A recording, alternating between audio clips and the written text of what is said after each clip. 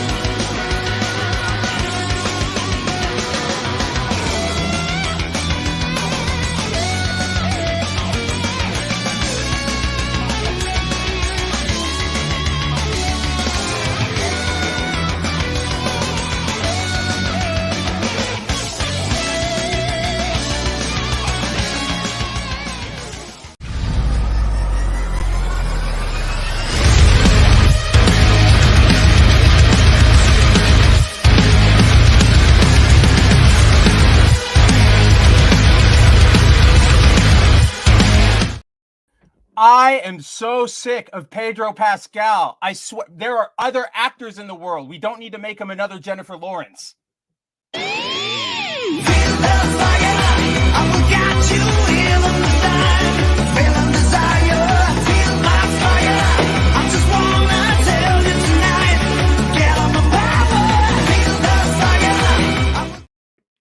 Is Sydney Sweeney's milk wagons enough to save Madam Web? No, it's not.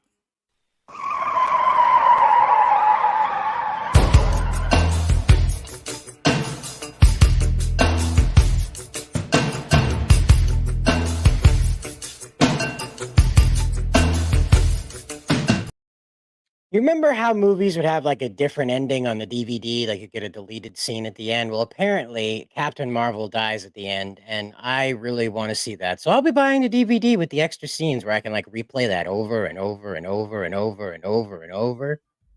I'm surprised. Spoiler alert. I'm surprised they're not locking that in like the Disney vault. Like I can't believe that's even getting out there. Right next to Song of the South. Right next to Song of the South, right next to all the original plans for Splash Mountain, right next to all of that. Yep. But yes, welcome everyone to another Wednesday, another episode of the 01 stream here at Bounding Into Comics. I am your host, Spencer Bakuli, the editor-in-chief of the site. And yes, we have a huge show for you tonight. Folks, if you like comic book movies, or actually if you don't like comic book movies, let's put it that way, this will be the show for you tonight. We have news coming out of every single production. We've got Fantastic Four. We've got Captain Marvel. We've got Deadpool. We've got Madam Web. So we have a lot to get through tonight. And of course, to help me with that, two of my good friends, two of the best guys I know. I'm joined by Jacob Society Reviews and Cider Hype. How are you guys doing tonight? Yeah, I'm still alive. Yeah.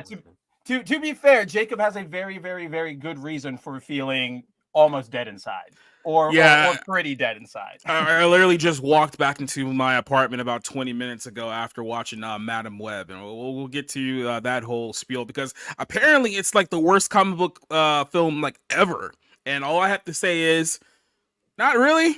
That's the best thing I can say about it. Oh man, like I genuinely want to hear your opinion, because all the opinions I've seen are either like, okay, yeah, it's super, super, super bad. But then I've been seeing like the hyper shill opinions that are like, I've never cried at a Marvel movie, but this one got me. And it's just like, you're trying way too hard. Like, this is Are we sure that those just aren't bots at this point? They could at this point, no, we're not, because they all have the, imagine like a shill profile page, soy facing in the profile picture, got mouse ears on, got your pronouns in it. It's all these profiles have all the hallmarks of it, right? So it's very much like deploy the PR brigade, because they're clearly needing it. What's it sitting at now? Like 15% on Rotten Tomatoes, even though that doesn't really count for much. But that's still, if you can't go positive on Rotten Tomatoes, that's a big problem, because they fudge all the numbers to make sure that almost any movie can go positive there. What's up, Cider? Didn't the lead actress Dakota what's her face or something like that say something about like it's Madam Web is like if AI wrote your favorite movie for your boyfriend, For your right? boyfriend, yeah. Yeah. So maybe In it did all, make yeah. the AI bots cry, right? Because like, AI wrote it, It maybe they finally felt it, connected to right? them. It was a Right? message. Finally, AI representation matters. Finally, See? we know the It's impact. I'm it's so it's one of sorry, those Bob. films. It's one of those films where like when you heard all the hype because they've been talking about this film for like almost 5 years now. So then when you finally see it out in movie theaters, you just kind of like you look like a disappointed child. It's like this is what you've been spending your whole time on. Like this is all you've done Like, this this is whole it. time. Exactly. Like that's kind of how I feel Dang. about every single Sydney Sweeney project. Like she got big off of what is that show? The Ooh, good Euphoria. pun. yeah, Good pun. Euphoria on HBO. And she was like a Big. bit or like a side character in that movie or in that show. Yeah. And then like every other time I see her in something, it's just bad. Like get a better agent at this point. You need one, girl. Hollywood's at this point with her right now where like I'm just gonna be completely honest with you. She's not that great of an actress. I mean, I know this may be a shocking revelation to a lot of you people. Like she has this voice which almost sounds like she's like half crying every time she talks, and it's like very very weird when she's playing like in movie roles. But obviously Hollywood was like, hey, everyone noticed that she has big racks, so maybe we can get some guys to sucker them into the Huge movie tracts theater of by land. watching. Yeah, exactly. Maybe we should get some guys to go sucker them into watching this film here. Now, like the quality of the movies that she's been in so far, it's like, yeah, she may be hot, but she's not that hot. So I'm saving my money. It's like this entire movie, as some, I haven't seen it obviously, but watching all the casting moves and the creative decisions and the marketing attempts, like there are so many random marketing like partnerships for this movie. Like in Japan, a bunch of random food snacks have her on it, but she's not even really saying anything about the movie. She's like talking about the snacks, and it's just like it's all, they don't know what to do. They just went and they cast like super hot actresses, or at least what would be perceived by the public as as like two super hot actresses. Well, I mean, and considering the crop of actresses that we have these days, these three would be considered super hot by comparison. Right? Yeah, that's what I'm saying. That's why I had to temper it because my entire point is it's trying to ape those movies from the 2000s where they would do that, right? Where it's like, get the sex appeal in there. This is a really bad script, but we're gonna throw the hot people in it, and it's just like a C-level effort at trying to do that again. Yeah, that's how it feels like to me. But before we deep dive into that, obviously, let's say hello to the chat. We have DZ3 saying, hey guys, might not pay attention as much today. Watching someone play Tomb Raider Remastered. No worries. Appreciate the comment. Yeah, I'm sure everybody by now has seen that the Remastered collection has a very embarrassing, what do you want to call it? Cultural sensitivity warning on the front of it, which so here's my opinion on this entire situation. One, I think this is a step in the right direction, right? Like you keep everything that was in the original game, you don't change anything, whatever. And you go, if the Crybabies need that statement, you give the Crybabies that statement and they run away. But that doesn't change the fact that that statement is completely like embarrassing and cringeworthy and over the top. Like their apology literally says like, we're sorry for the harmful impact these games have had on players. And I'm like, Tomb Raider 3 came out in 2003. It's been 20 years since the last one. There's not been a single news report about Tomb Raider depictions cause somebody to, harm themselves or harm others. Do you not think the media, whether it's the mainstream media or Kotaku or whatever, like you don't think they would pick that up immediately and try to bring it up? Staring up Laura Croft's skirt in the pool. Right? It totally made me shoot up that gas station. That's exactly. What. Right. That's exactly what I'm thinking. Like, where are all of these supposed stories for the harmful it was his Russian KGB activation code there just for a second. Well, you see, it was harmful, Spencer, because it set expectations of boys for boobs to be triangular and very sharp. You see, the triangular point. You know what? When I pour milk on a woman's chest, I want it to like directly drop off like a waterfall. like Cybertruck slide off. Yeah. Like just That woman I want it has to be to have a completely bust like a dry. Cybertruck, all right? Elon Musk had better be chewing on his bottom lip when she walks by. I want to turn her boobs into a slip and slide where I can just like slide off the. Exactly. I want to do them now and when she's older. But see, those are the unrealistic beauty standards. See, that's the harmful impact. It was the unreal polygonal boobs. It just it ruined all those women's self-image, and like they can't compete. Here's the craziest thing is I was going through and obviously like looking through footage of the old Tomb Raider, like the PS1 when it first came out, and yeah, Laura's got her triangle boobs, but she's also got like this very off-putting like egghead polygon design. Like I don't know what. It's so weird that all these women go like, oh, this is sexualization. She's, setting unrealistic standards. And then I look at her and I'm like, she got it's the PS1. Like they were literally like polygon shapes. Like there was no definition to any. You should not have been identifying with any of these characters whatsoever. It's like I can make the argument that if you go back and play a game like WCW NWO Revenge, you see how the wrestlers were formed in the Nintendo 64 era. Funny.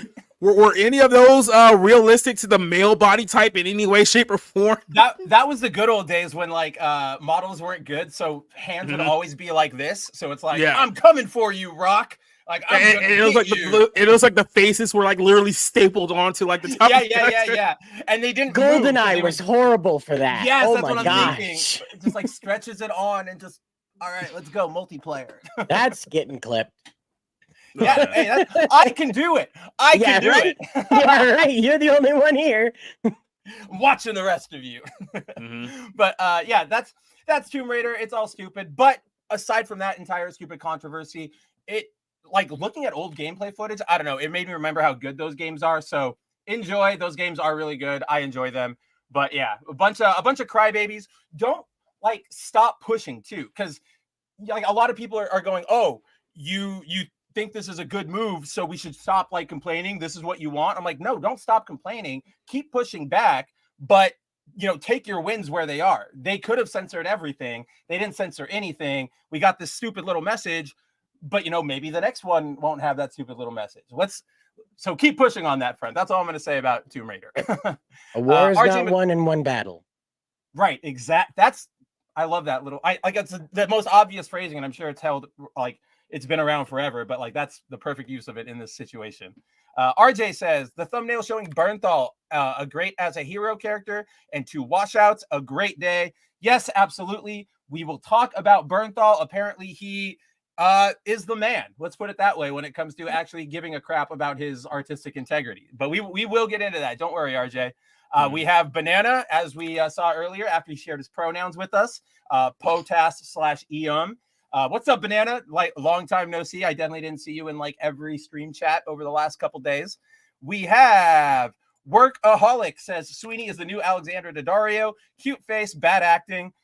I actually agree with that a lot, because what happened to Alexandra? Like, she's gone. I don't remember Baywatch, right? Like, that's kind of the last thing I remember her being in. That and Skyscraper, or was it Skyscraper, the one where her mom is Carla Gugino and like she's like caught in the to be fair, I think what happened to Alex is that she turned 35, and then in the eyes of Hollywood, you're pretty much dead at that age. So now they want to hide her away until she turns 50, and then if she ages well like Helen Mirren, then she'll get more roles again. If she ends up like Tara Reid, we're never gonna get her. Put it this way: if she ends up like literally any of the chicks from Baywatch over the last 30 years, then that show needs to be like studied for its downfall, because it's like all of those women were like smoking hot in like the early 90s, early to mid 90s. They were all smoking hot, and you look at their pictures now, it's like, what happened? It's like, it's not even like the Wayfair standard like witches. people. Mayfair. Or go ahead. Mayfair. Wayfair. No, Mayfair witches. Oh yeah. Oh, but now she's Justice League Infinite Crisis now. So I guess she's transitioned into a voice actress. So I mean, hey, wherever she can get work. I mean, I'm not against it. This looks god awful, by the way. Like, I have no idea what's happened to DC Animation, but someone has kicked them in the balls repetitively. Cider, you could have just said this looks god awful, and it will reply to like in literally anything we've talked about here in the next couple of hours. It's true. It really is. It's probably the theme of the stream, if you will. Yeah. No, RJ like, McReady also says something here too. Says that Sweeney in her movies is either completely undressed or just bad, and I can't disagree with But that look, assessment. this is the greatest crime of the women empowerment kind of movement in Hollywood, right? Like Sydney Sweeney would have been like an A+ actress, A-list actress as a damsel in distress in the action movie Yeah. era. Like Yep. every Stallone movie would have had her in it. Every Schwarzenegger movie would have had her in it. That guy who doesn't grow his hair and is deaf and losing his memory now. Bruce Willis, in every movie he was in. That would have been like she would have been perfect because all you have to do is be beautiful and tied up. That's it. Honestly, you said that, and the first two roles that came to mind are like she would have been really good as Daisy in the Super Mario Brothers movie, and what's her name? I always forget her name. In Indiana Jones, the woman who hangs out with Short Round, Temple of Doom. That character, the blonde that lady. woman. Yeah, like cannot remember her name, but that whoever like, that lady. Yeah, I think you're totally right. Like throw her a damsel in distress, splash some water on her. We're off to the races. You've got you remember 500K box office. You remember the blonde that Spaceman had a crush on in Planet of the Apes? She would have been great. All she had to do was make monkey noises and wear a loincloth. Perfect. Done. Look at that. Is an Oscar-worthy performance if I have literally ever heard This is the greatest crime. Sydney Sweeney's career has been destroyed by intersectional feminism. Yep. See, you don't need to go and achieve the artistic like heights on everything. Sometimes you can just be in schlock, and you could be way better off than you are now being in Madame Web. Keep it in mind that she's still supposed to be in this Barbarella movie, which I'm not sure if what the production status is on that, but literally like everyone's like trying to talk her out of like doing that movie because the last thing they want to do is apply to the male gaze and anything like that because they know that she's a hot blonde lady with big boobs, and it's like we can't have that anymore because we need you to have that mental illness haircut and just like that soul sucking picture in like 10 years like Kristen Stewart. Barbarella is my favorite movie of all time. It's not because it's good. It's not because it's well acted. It's not because it has great special effects. It's because it's the worst movie I've ever seen in my life.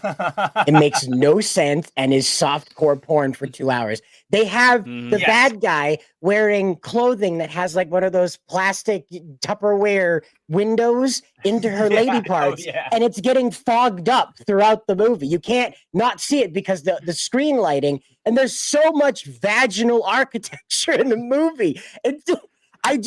I'm so worried about this remake. Ignore it. Wall-to-wall horny Italian guy. Everything about her interior of her spaceship is brown shag carpeting. Like, it's so bad. I love it. Put you this way. If they don't get an old horny French director to do this film and instead get like some 40-year-old like feminist white woman to direct it, it's dead on arrival. It's going to be even worse. Get that Bella Nueve guy that did Dune and just jack him up on Viagra, lock him in a closet with a typewriter for a week, okay? He'll figure it out. And just let him roll. Oh my God. Places, folks. You're welcome. Like in my imagination, if they don't go full schlock with it and get coked up French Villeneuve on it, that you're gonna have the female equivalent of that opening scene in Man of Steel, where the Kryptonians shoot the pods off into the sky, but they're all like very clearly flying wieners. Like flying wieners. It's going to be 100% that. I know some of you have seen Rebel Moon. There's that one scene where they like go through the warp gate or whatever it is, and it's just a giant downstairs zone for a woman. Like it's going to to be that for 500 hours. All your ships are going to look like that. What'd you say? That's a giant space cooter right there. That's no moon. That's a space cooter. That's what you're gonna get in Barbarella if they don't like have fun with it. Can you? What is that movie with Melissa McCarthy and I think it's Octavia Spencer, where they're like the two women who are trying to be like superheroes or something? Oh, it was like Thunder something. Yeah, something like that. Yeah. That I imagine that if Hollywood has their way and they don't, obviously respect the source material of Barbarella, that's what we're gonna get. Like that kind of costume with a very like forward plot. Like, I don't know, like a very what's the most girl bossy movie you can think of off the top of your head? Harley Women Quinn, right? Birds of talking. Prey. Oh, right, women talking. See, Cider and I had the right one. Oh, I just remember. Jacob went to the high heights. This is what Madam Web is. Madam Web is Sony's attempt at Birds of Prey. Yo, I yeah. just realized what this is supposed to be. Cider, you didn't even see the movie. That. You didn't even see the movie, and the ending of this film is quite literally like having Dakota Johnson completely blind in a wheelchair, like she's Oracle, and then like having the three superhero girls walk into the room as they create their own Birds of Prey arc. I'm not even making that up. If you want to know how these movies go, just ask me. I can't believe they actually made like this is how she gets in the wheelchair, madam. I cannot believe that. That's insane to me. It's like AI wrote a movie with for your boyfriend. I don't know who your boyfriend is, but apparently he's into paraplegics. So your boyfriend is into paraplegics, and like it's like an AI account said, like, what's in a superhero movie? Fight. And then they, show big reveal at end. I don't know. That's so bizarre. Like, I cannot fathom that. So I think with that, we should get into it. But what were you saying, Cider? Now that you've mentioned Sydney Sweeney, every time you mention big, I go, oh no, what's next? Oh no. Big milk. Any kind of like reference to big milk drinking. Yeah, I've been big milk drinking today. But yeah, with that insane revelation, let's get into Madam Web. Why don't you hit us with your review? Walk us through it. Talk to us about Madam Web. Okay, so the first sign that this film was absolutely in tons of trouble is that if you look at who wrote this movie has not one, not two, not three, 4 screenwriters. Let me tell you this way. If you have more than one screenwriter and it's not 2 people working together like as a team, like how they normally do it, your film is toast. Like there's no way. If the studio starts adding screenwriters to the process, that means that either somebody got fired, either have to hire someone to try to quote fix the script, which is never a good sign. It's like the movie is absolutely like toast at that point. This film has 4 screenwriters and a female director who I believe has only done like television shows, like for the most. I don't think she's actually. Matter of fact, she has never worked on any movies. She's all done like TV shows. She's done like episodes of like Dexter and I guess Ugly Betty and things of that nature. So that's who they got to direct this whole film. Right, it's this woman. Yeah. She's done like various episodes of. I know she was on Defenders and like Jessica Jones, but it's only like 1 or 2 episodes. She's not like a showrunner. She hasn't. Yeah, she's like a what do you call it? Like because in TV they'll hire directors kind of like Marvel does to just do the work, like come on set, tell everybody where to go, say action, and then go home. So that's kind of like what she is. She's like a stand-in director, if you will. That's what you got. And she's also doing Star Trek, the 4th one that's supposed to come out someday from J.J. Abrams. Yeah, whenever that one actually comes absolutely out, right? Never. So this film, I'm not gonna admit to you here, like the first 10-15 minutes of this film is like rough. I say like the opening 5 minutes is like really, really bad because the camera work in this is like really just atrocious. Like you can almost see the camera moving in the shots like it's on a dolly. Like that's how bad the camera work is. It's not even like they don't even try to like mask it or like anything like that. It's like it's not shaky cam either. It's like you can literally see like the camera like moving to like zoom in. It's just absolutely awful. The editing in this film is bad. The acting in the early scene of this movie is bad too. It's almost like when the actress who's playing Madam Web's mother in like the flashback, when she says her first line, it's almost like, oh god, do you want to like do that again? Like you want to do like a second take? That's like really, really bad. Like no, we got no time, no budget. We gotta go. just keep it moving. So the whole setup to this film is that apparently sometime in the 1970s, Madam Web's mom and some guy who's the villain of this here is called Ezekiel is his name. He's supposed to be playing Ezekiel Sims, which is like a fictional character in the Spider-Man universe, I guess, whatever. We'll get to that in a second. they're going into the Amazon because they're looking for like this rare red spider that can possibly create cures and things of that nature. They find the spider, and then of course Ezekiel goes mad almost immediately, shoots everyone except including her mother there, so she's left bleeding out. All of a sudden, these like half Spider-Man looking like Amazon people come and save her out of nowhere, and then they just fast forwards. I'm assuming this is 30 years like in the future, right? Which is weird because they were doing like a blockbuster like shot in this whole film too, which just didn't make any sense either, but I'll get to that here in a second. Fast forward 30 years, Dakota Johnson is a EMT, and her delivery in the early part of this film is just bad too. It's like there's absolutely no soul into this film for like the first half of it at all. It's just, everyone just looks like they're just reading lines. Surprise. It's just like, like there's a scene with like her and Adam Scott. Keep in mind they're EMTs, so there's like ambulance drivers. Somebody's like literally dying like in the back. He's like trying to like resuscitate her or whatnot, and they're just having this like casual yuck conversation as if someone isn't actively dying in the back of their ambulance like right now. Like there's no sense of urgency. There's no sense of like panic or anything. It's like, we got this. If he dies, he dies. It's like whatever. Good old fashioned. Even if it's not the MCU, we're still getting MCU writing in every other Marvel production. Yeah. So all of a sudden she goes like I said, it basically just like follows her in like random instances. Like she goes to the hospital and she just happens to run into Sydney Sweeney's character, and she drives back home. She happens to almost run over the black girl. Then she goes back to the her apartment, and she sees that the Hispanic girl lives downstairs. It's like, okay, so all these characters are connected somehow. We find out this is the entire plot of the movie, that Ezekiel has apparently been having these dreams where all three of these girls in their Spider-Man costumes are fighting him at some old age, right? And they basically like kill him, like 3-on-1, like beat the crap out of him and kill him, right? So this is a weird sex dream. I know, right? 3 hot ladies, except for they all beat the crap out of you and you die. So it's like, we'll keep going. no, that's it. You did. There's no keep going. Good dream. So good who's dream. this? 8 out of 10. 8 out of 10. So that's him. That's the villain of this whole thing. I'm not even sure if they actually gave him like an official like superhero name or anything like that. No, like they literally just called him Ezekiel throughout the entire film. So he's dressed like a Spider-Man villain, but he's like, he doesn't go as like this freaky name like the arachnid or anything like that. He's just like, he just wears black, and then that's pretty much it. So his whole plot. Go ahead. Like Jay and Silent Bob at least had the nut puncher.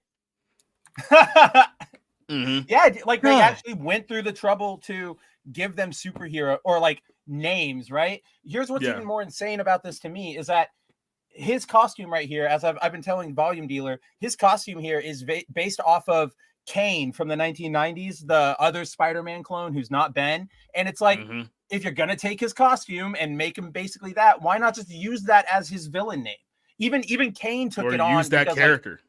Or use that character. Absolutely just use that Kane character. is a formidable foe. Right. And like he took his name after, Cain and Abel. So there's already that sort of built-in like, but here's where my name comes from. And it's just like, so here's the dilemma. They have all the pieces here and they just throw it out.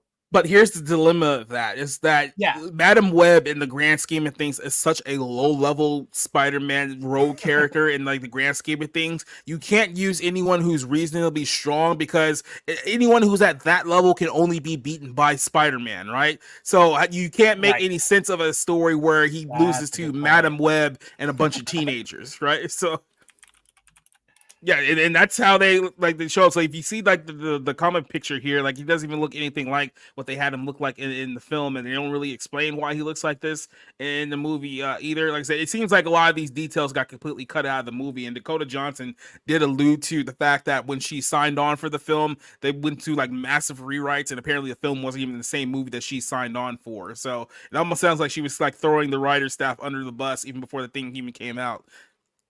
I mean, that's what all of her public appearances, like, it felt like she was trying to go, she was distancing herself. Like, this is like what if an AI wrote your boyfriend's favorite movie. I had no idea shooting it all on green screen was going to be good. Like, she clearly knew at some point, like before the press tour, that this stuff was a disaster. So his character, he finds out that, hey, look, these 3 teenage girls in 10 years are going to grow up and beat the crap out of me. So I got to find them now and kill them so they don't kill me in 10 years. That's what the whole setup here is. So he's trying to find these girls so he can such a boring setup. But this is literally the setup here. And then he goes to try to find these girls. And Dakota Johnson's whole job is to keep these girls safe, who she doesn't know, but they just so happen to all be connected, even though they give away that they're all connected, like very, very, they don't even let you like allude into the fact that, hey, maybe this person's connected to this person. It's like they show all the characters like in the first 10 minutes, so you know they're all gonna come back. So they're not. So like when I watched the trailers, I presumed that she was for like the girls got like caught up in it somehow, and that's why they were all together. But no, they're literally like all destiny connected, and they just happen to live in that same building. Are you kidding me? Madam Web. This is insane. I feel like I'm having a fever dream. Web. Oh, everything is connected. It's like pottery. It rhymes. Everything is connected except for if it's stupid. So that's except for the actual plot. Yeah. Yeah. So, like I said, so they go to this whole scene, and then, the first action scene, quote unquote, in this movie is like them in like the subway in New York, and all he does is like he climbs on walls. It's weird too because this feels like something else that got cut out and it was never truly explained, because you can see him like climbing up the walls like as he's getting ready to attack these women, but then at one point he like clears like the entire subway full of like police officers, and it's kind of implied that the police officers can't see him, which is why he gets the jump on him. So you think that maybe he's using some kind of like technology or has some kind of power that only they can see him, but that whole plot point is dropped like later in the film. They never explain how nobody else can see him but him, and then later on in the film Adam Driver's character actually can see him. So it's like, and how come the police who got their ass kicked earlier in the film didn't see him coming when he was clearly gliding up on the ceiling there? So it's like, they said it feels like there was so much of this movie that got cut out,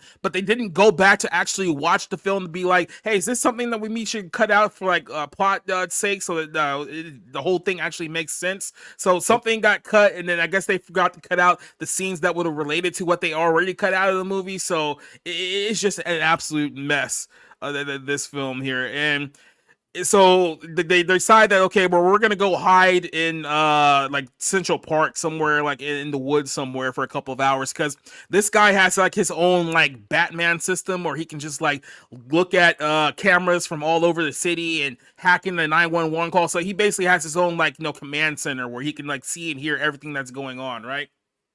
So it's like, okay, well, we need to hide somewhere where he can't find us. So let's just go to Central Park where there's a bunch of trees and he can't like echolocate us, whatever the case may be. But of course, because these girls are all dumb teenagers, they decide, hey, let's go to the diner and get something to eat. And oh, Britney Spears is playing. Let's go start table dancing in front of these like high school boys, because there's totally not a superhero out there trying to kill us right now. Let's just go out there and have fun and be dumb, because we're teenagers and we do things like that. So shocker to no one, he ends up finding them again. But of course, Dakota Johnson happens to memory power, use her memory powers so that she can hit him with a cab so they can like flee away and whatnot. So that's like the second iteration of this whole thing.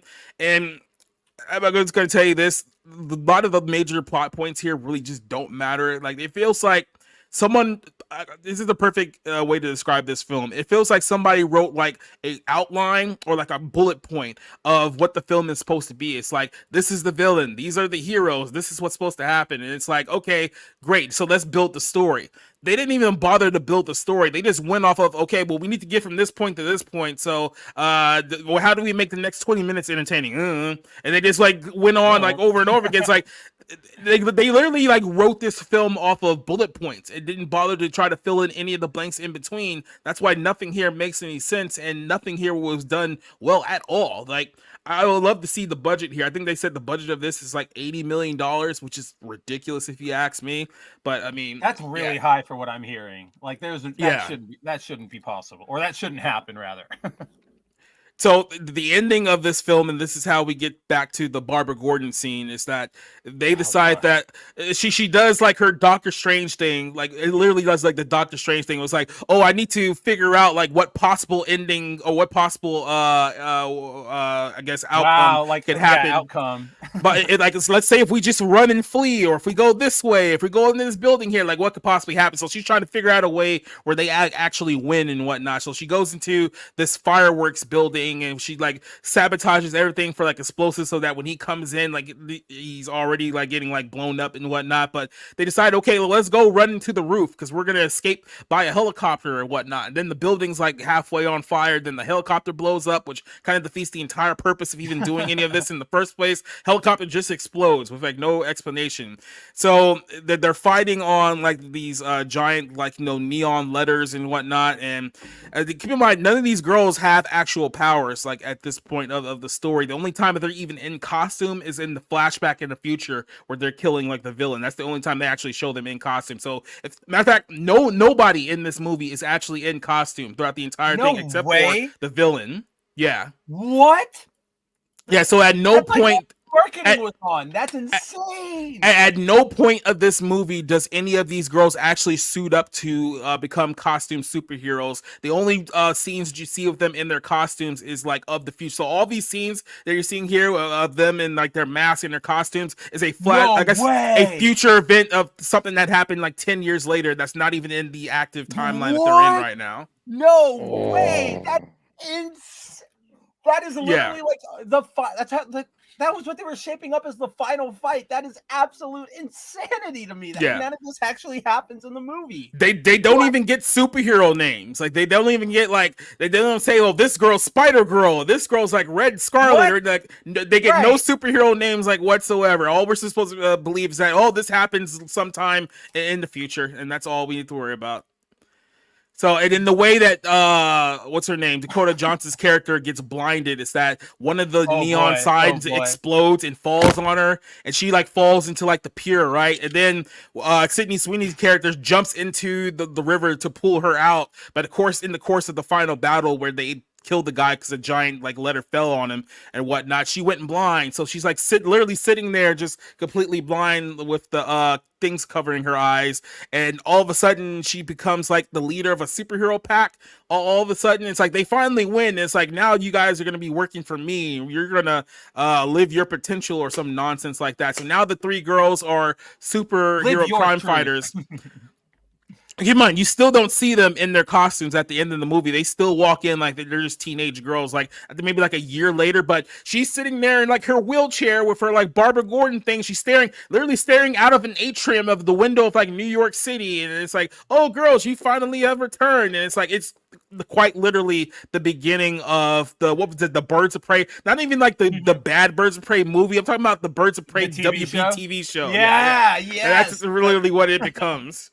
And then it's like, does she have that red suit on that we keep seeing, Dakota Johnson? No, she never puts the red suit on in the movie. At the end, she's like wearing like this red like coat like jacket thing, but she's never actually in her suit throughout the entirety of it. Disappointed. At this point, we're calling the stream here for the next hour and 20 minutes. That clip is playing on repeat. Like this is insane. I feel like I'm going crazy. This doesn't feel like it should have been greenlit, like it should have been filmed, like it should have been put in theaters. Well, this should have gotten the Batgirl treatment. We've been telling Sony this for like 10, 15 years now, and they won't listen. That this whole idea of that we're just going to create a cinematic universe about minor Spider-Man characters, which is never going to work to begin with, but they're still all in on this idea. They want that Sinister Six movie, which they technically got with the No Way Home, with the No Way Spider-Man Home. But it's like that we're going to have an Aunt May movie, and we're going to have a Madam Web movie, and we're going to have a Venom movie. Then next thing we're going to do a Craven movie. Let's do a Craven movie, pal. Yeah. It's so exciting. We got a Morbius movie coming. Doesn't everybody want that? Mm-hmm. I love it. It's a bad combination. Just like there's the point you made about like, if you're going to put them up, like these are supposed to be Spider-Man villains. So they have to be strong enough to fight Spider-Man. So everybody else has to be like, like they can't really have big challenges in front of them. And then it's sort of like, how do you have, because they're doing the Craven, they did Morbius, they want that Sinister Six, they're in the process of making a Silk series for Amazon, and it's like, how do you touch all of these without like and continue avoiding the topic of Spider-Man? you have to eventually address, like, where is Spider-Man? Spider-Man's here or something. Otherwise, you just keep going and kicking the can down the road. All we're supposed to believe is that Tom Holland is somewhere in the ether right now. It's not important his whereabouts and why he's not around. Just know he's there somewhere, and then just move on. That's like, so you do you know the whole reshoot? Or I mean, you do know the reshoots, but you reminded me here, so I'm just gonna refresh the viewer's memory. But for those who don't remember, a big rumor leak came out a couple weeks ago saying that this film with what's originally supposed to be a prequel to the Sony Spider-Man movies. And so like when they went into development, the writers and everybody said, okay, the Spider-Man for this movie, if anybody asks what continuity we're doing, this is Andrew Garfield is Spider-Man. He's the one. He's not here right now. Like, he's not in the story, but if somebody asks, like, this is the world he's in. It's a prequel to Andrew Garfield's Spider-Man, right? But then the executives got like the first cut of it, or like the first test footage, and they went, wait, I thought Spider-Man was Tom Holland. So they were like, no. So they had to re-scramble for the executives and sort of mix everything around so that technically this works with Tom Holland. But it's like, how is Ben Parker, 20 when Tom Holland's supposed to be, 10 years old or whatever? It doesn't work. So it's just an overall mess that I think really sells how hard. Which is a dumb idea. Why would you make essentially a prequel to a dead series of Spider-Man? It's like Andrew Garfield isn't Spider-Man anymore. It's like we've already given up on that whole thing. Like, we brought him back for No Way Home for the multiverse aspect, but it's like he's not actively Spider-Man anymore. So why would you make a Spider-Man movie based on him still being the character that he clearly isn't? It's almost like... It would have been like, basically, if they decided, you know what, let's make this movie in the Tobey Maguire universe. It's like, what sense does that make? But like, we saw them, that's what I was about to bring up. We literally saw that with Morbius. I don't know if you remember, but when that first Morbius trailer came out, there's a poster of Tobey Maguire's Spider-Man with like murderer written all over it, and it's a big highlight, and Morbius looks at it when he gets out of jail, and it's like, whoa, what is that? And then movie comes out, it's not in there. The director comes out and he says, oh yeah, that scene, they made me put that in the trailer. It's not in the movie. I don't know where it came from. I didn't put that in there. So like, they clearly have this idea that they can just bank off of, honestly, it's the Hollywood method right now. Let's bank off of your member berries, and that's all it's going to take to get you in the seat. Do you remember Andrew Garfield? Then come here maybe a little bit. Like, that'll get one person in. Just real quick, like, me and Cider talked about this on Monday. We talked about this last night too. Like, Hollywood's incompetence. Monday was how much? Good, yeah. How much money did you spend, or did you waste, essentially, before asking the simple question, wait, why would we make this a Spider-Man film not in the universe that the active Spider-Man is actually a part of? Like, why would we do, like, that's something you talk about in a pitch meeting before you even greenlight anything. It's like, okay, we have to make sure that the story here actually makes sense before we move forward with anything else. And they just shot this movie thinking that, oh yeah, we're going to have this on a Spider-Man who's been gone for like almost 10 years now. And then somebody asks the question in post-production, wait, why is this the Andrew Garfield Spider-Man universe? Like, we're done with that. Like, did you realize we're in the... Do you know the story, Jacob, around the first Fantastic Four movie, like the really bad one, and like why they made it? Wasn't it like to keep the rights? Yeah, it was. That's exactly what it was. So that very first Fantastic Four movie, Fox was on the verge of losing the rights, so they said, oh, we got to throw something together and produce a movie so that we fulfill the contract and keep the rights. So they made that awful movie, but they never released it. They finished it, they costumed it and everything, but then they went right into the vault. Like, here it is, it fulfills our obligation, into the vault. I kind of feel like that's what they should have done here. This shouldn't, if you are that desperate to keep the rights, at least shelve this thing, because I don't know what you were thinking with putting it out there. I don't even think it's going to make them any money. This thing is on track to implode. I think it's still currently imploding. I'm going to look up the numbers right now. Sure. Yeah, I mean, like I said, $80 million. I was gonna say $80 million budget, production wise, just for this film, and I don't know. I guess they were expecting women to go take their boyfriends to go see this movie, and honestly, if that's what you thought your target audience was, that this thing was already DOA before it began. They have not updated the numbers yet. Yeah, I don't see it yet either. We still have Well, we still have it's Jacob's Favorite preview. Argyle. Right, Yeah, yeah, it's preview night. preview night, so they won't have numbers till tomorrow. Oh, that's right. Tonight's Wednesday. Yeah, okay. I thought we were like in Thursday for some reason, and that's why I was like, "Where's the preview night numbers?" Yeah, I can see the logic, but like that's the thing is it's so much of that, hit the right check boxes or the bullet points, and that's what goes into a movie because it's like, oh, this is we want women to take their boyfriend, so we're gonna cast Dakota Johnson, who was in 50 Shades of Grey. All the women love her.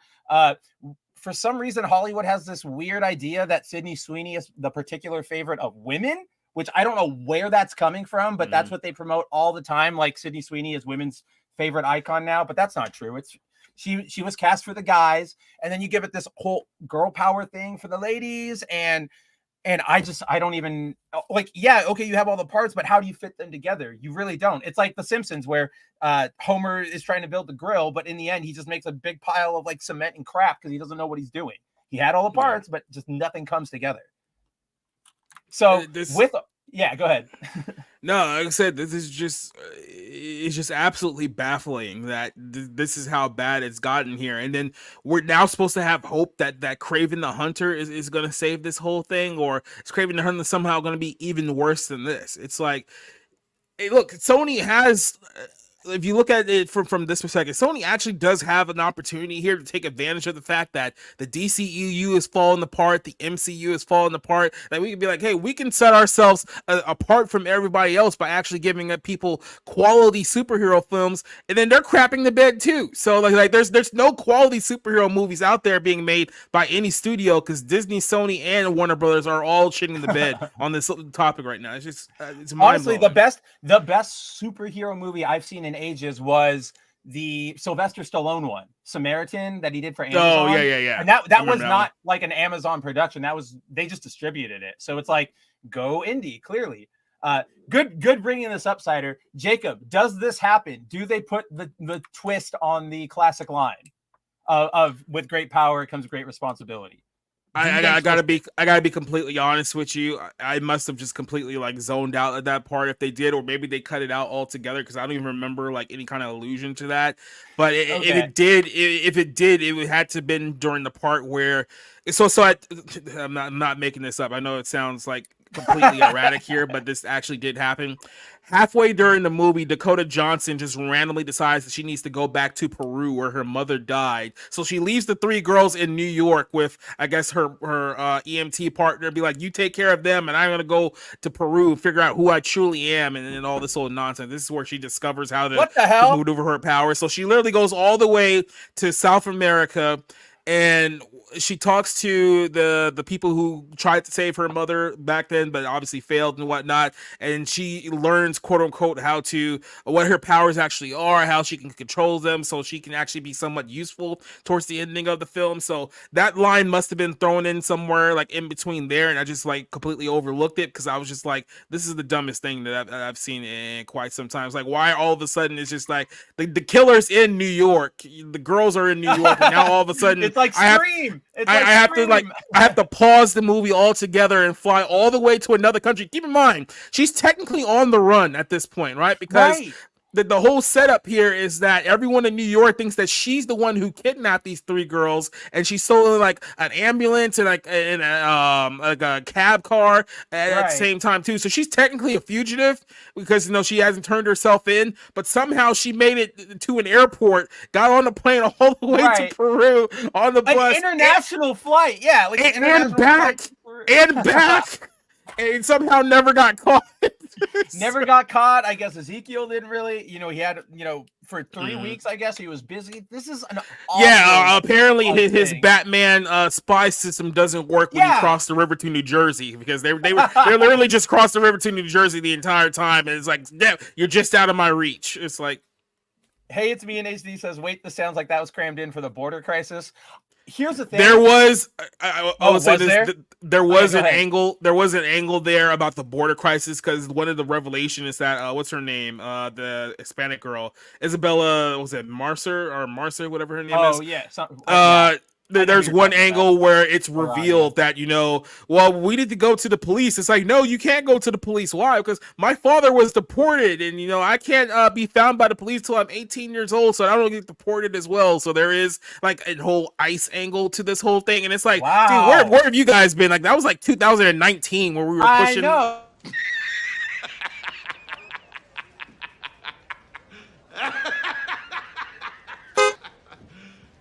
You serious? The horn always gets me. The little horn, I always forget it's there, and it always makes me like double laugh. Not surprised, but yeah, like that's it's where. What are we doing? We're jamming that in there now. Like you had to make that swing. You had to make your anti-police swing. Like really, we gotta go. We can't go to the police because I'll get deported. There's like this crazy magic Spider-Man.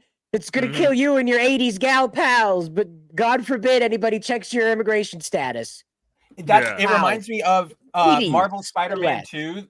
In Marvel Spider-Man 2, the game, they I watched a buddy play through all of it on Twitch. Like I've watched the cutscenes. Hey, at least we know the webbing can at least patch up the holes in the wall for an hour before it melts. But hey, that's called that's called job security. He just has to keep going up and down, webbing up the holes, right?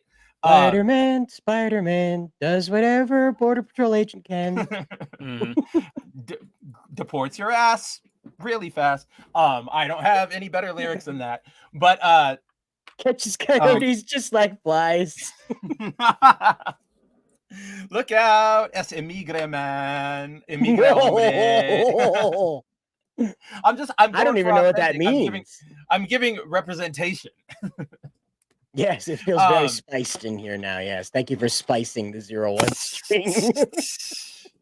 We're going super edgy here. We're bringing back the days of Stern. But Marvel Spider-Man 2, it's part of that whole, not just ICE, but like the anti-police mentality that they, or like, what do you want to call it? Not mentality, but like activism that's going on in Marvel Spider-Man 2. Sandman attacks the entire city, and Venom is venomizing everybody, and Kraven has turned the city into his personal war zone. No cops show up.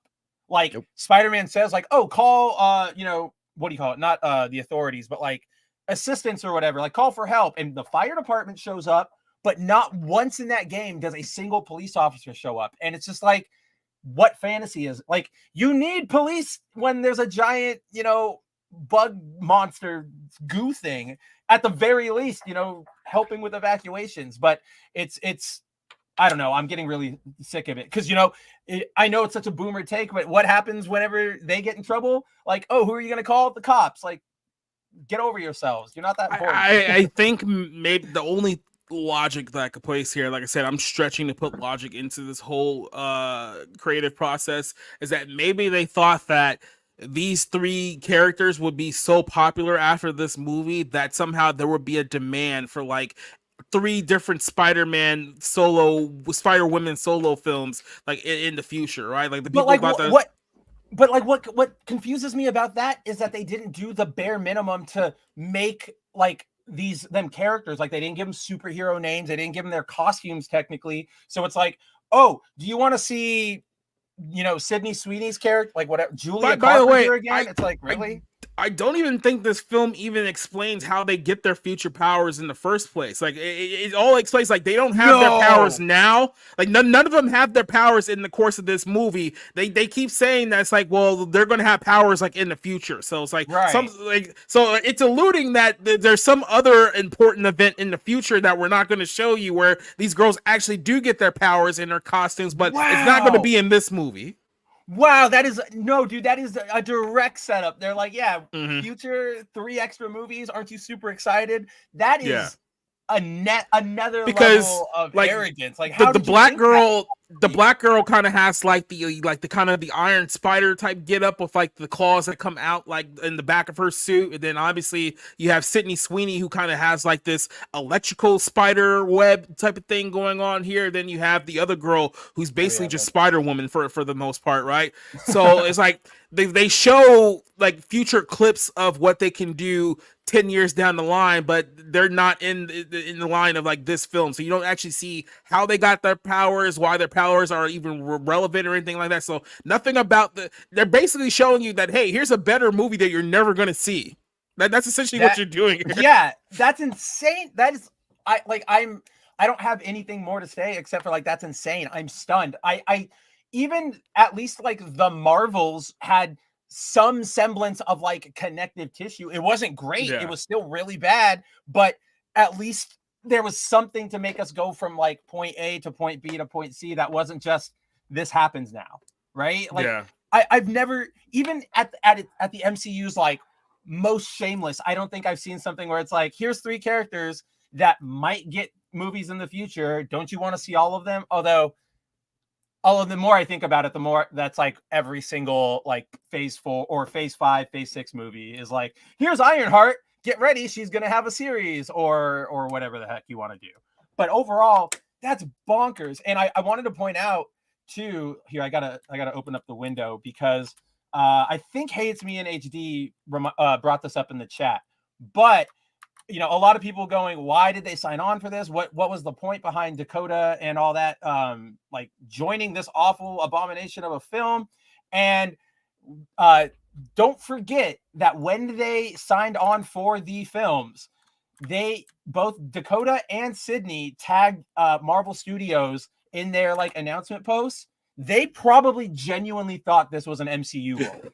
They probably genuinely were like, oh boy, I can join the big franchise. Let's roll. And then when they show up on set and it's on the Sony lot and not like a volume, that's when they went, what did I say? It's like, where's Tom Holland? It's like, oh, yeah, funny story. Like, I can't wait to meet Kevin Feige. Yeah, you're going to have to wait for that when you like buy a meet and greet ticket in like 10 years. Do I at least get to meet Tom? Do I at least get to meet Tom Hardy? It's like, he's actually technically in the MCU now, so no, you stay here. And yeah, this is what brought it up to me. Was Hates Me in HD saying, what about the rumor that Dakota's agent lied to her and said this movie was in the MCU?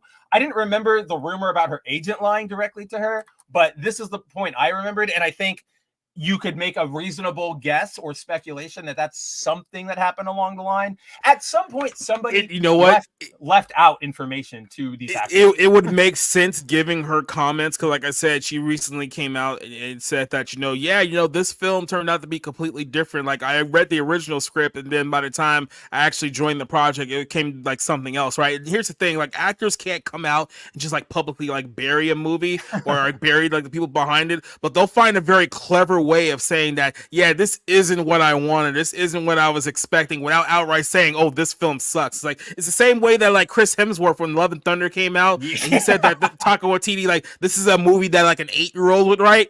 And then right before the film came out, and like Bob was just suddenly telling you that this guy's a hack and I don't want to work with him ever again.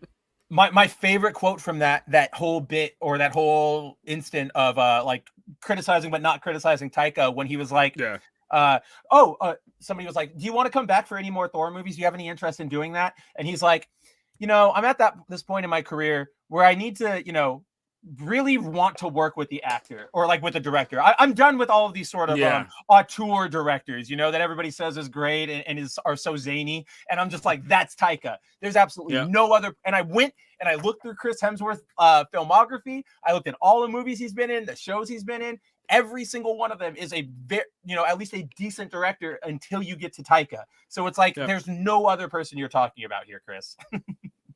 Not only that, but he was also putting over like how well his story arc was in Infinity War and Endgame. So he's that's right. The Russo brothers. So clearly his problem with Thor didn't happen in the Avengers movie. It was only when we got back to his solo movies. I was like, oh yeah, we're doing this again. Great.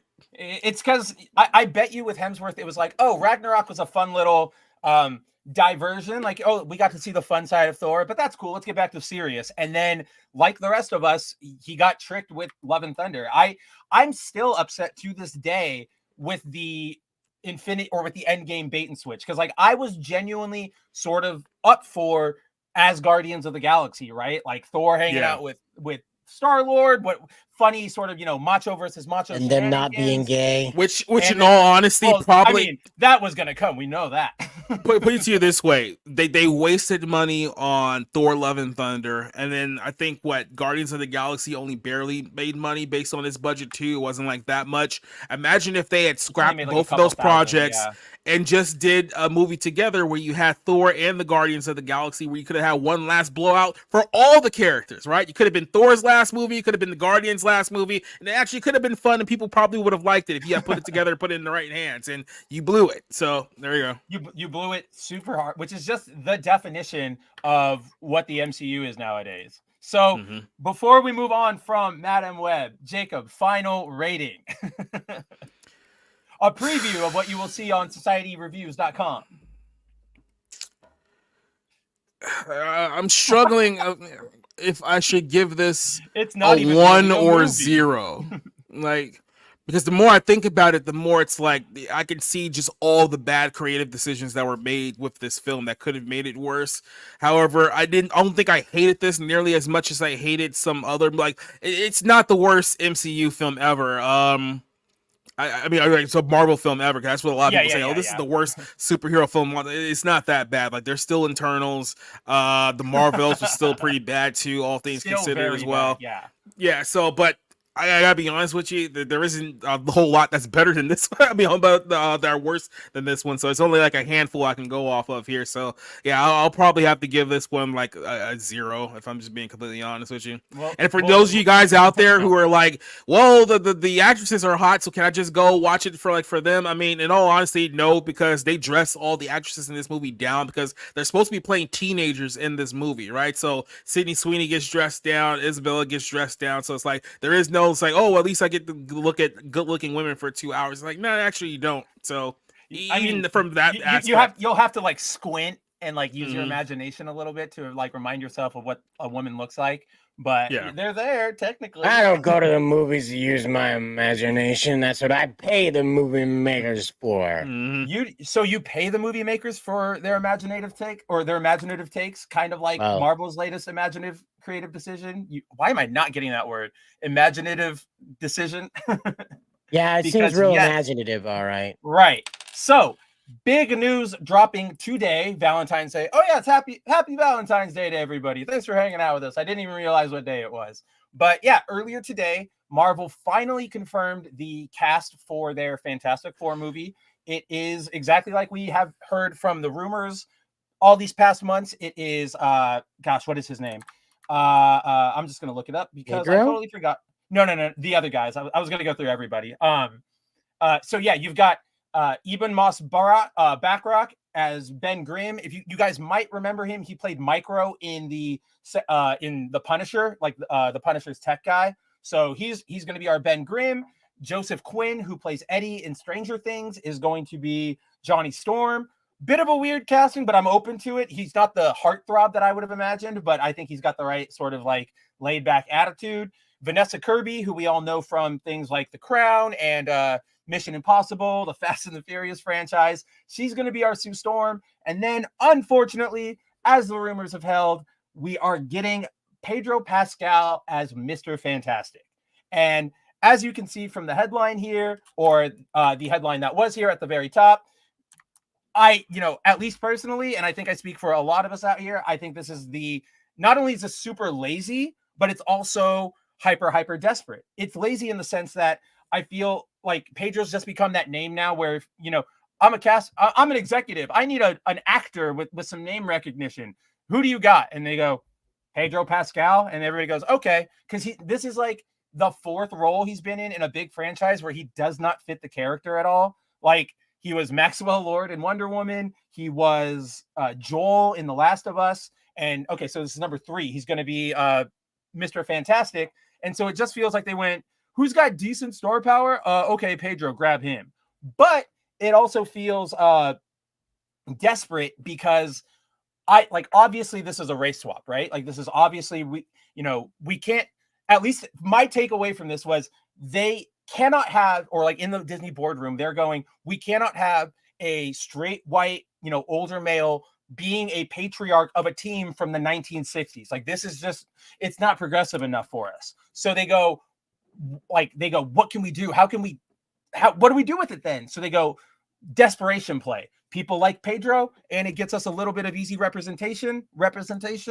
Go for Pedro. That's going to get everybody, to fill their butts in seats.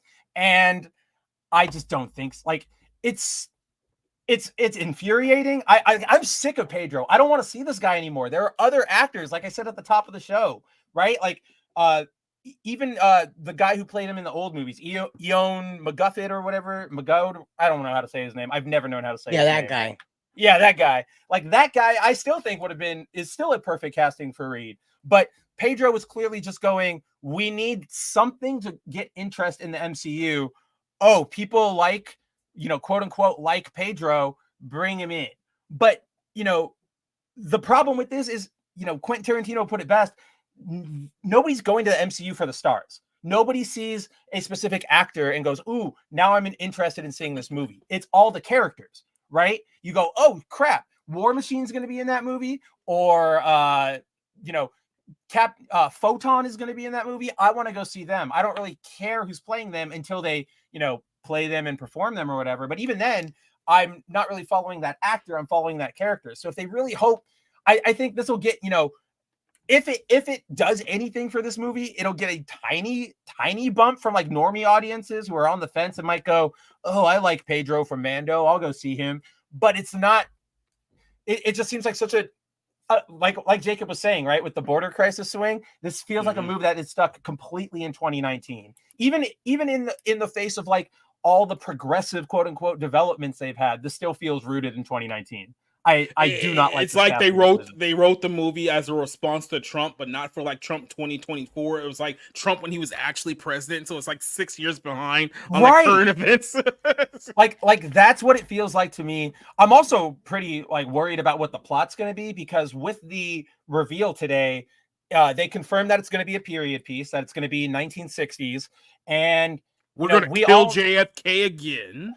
Like, hey, I mean, Magneto did it once, or Mystique tried to do it once. Why not try it again? But yeah, like we've seen in recent months, years, however, you can probably go all the way back to a little before 2016.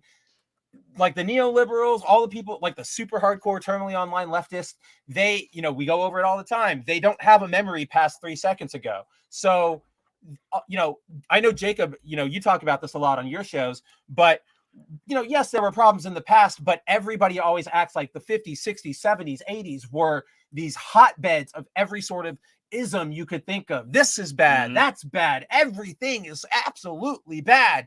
And like, yeah, there were problems, but that doesn't mean it was like a cesspool, right? Like it wasn't Mos Eisley, but so with that mentality, that's like running wild. Every time they go back to like the 1960s, it's always like Selma or like, like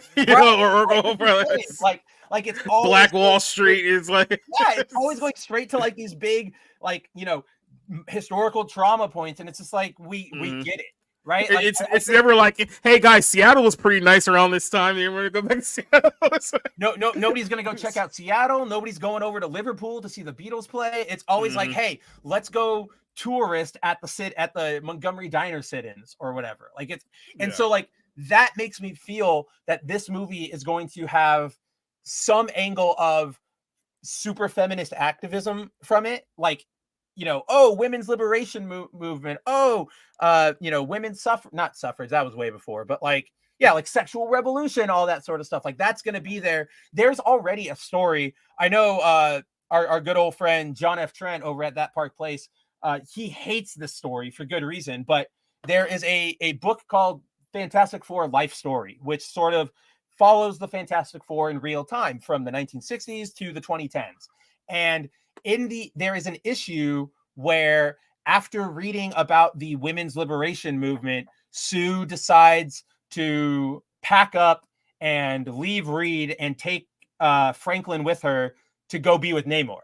And it's just like, I get like, I get what you're going for, but this doesn't apply to Sue. Like that's not a good moment for Sue. And it's very ham-fisted. It kind of overwrites the entire purpose of her love triangle with Namor and Reed. And so I feel like that's what they're going to do. They're going to get into this. Reed is a bad person. Da da da da da. So we have to escape it. I don't know. I don't have a lot of hopes for this movie, especially with Pedro being attached. What is as we've proven, as we've proven with our first conversation here, trying to apply logic to any of the decisions that are being made by Hollywood right now is a fruitless endeavor. Like, it makes absolutely no sense because they don't know what they're doing either. It's like we need to stop acting like, I think I may have said this last night too, we need to stop acting like these are smart people who are in charge of these companies, because they're absolutely not. Like, these are very, very stupid people making very, very stupid decisions. It's like, sure, they may have some like 8-year degree that they paid like $350,000 for in like Stanford or something like that says that, oh look, I'm smart, I'm qualified, but these people have no idea what they're actually doing, and they're just making brain dead decisions. It's like, well, because I feel like a lot of them are still stuck in the idea, from the early 2000s, 90s, prior, where we're Hollywood, because we control all the airways, we can sort of be the tastemakers. If we start showing you a lot of sci-fi stuff, well, that's going to become the trend now.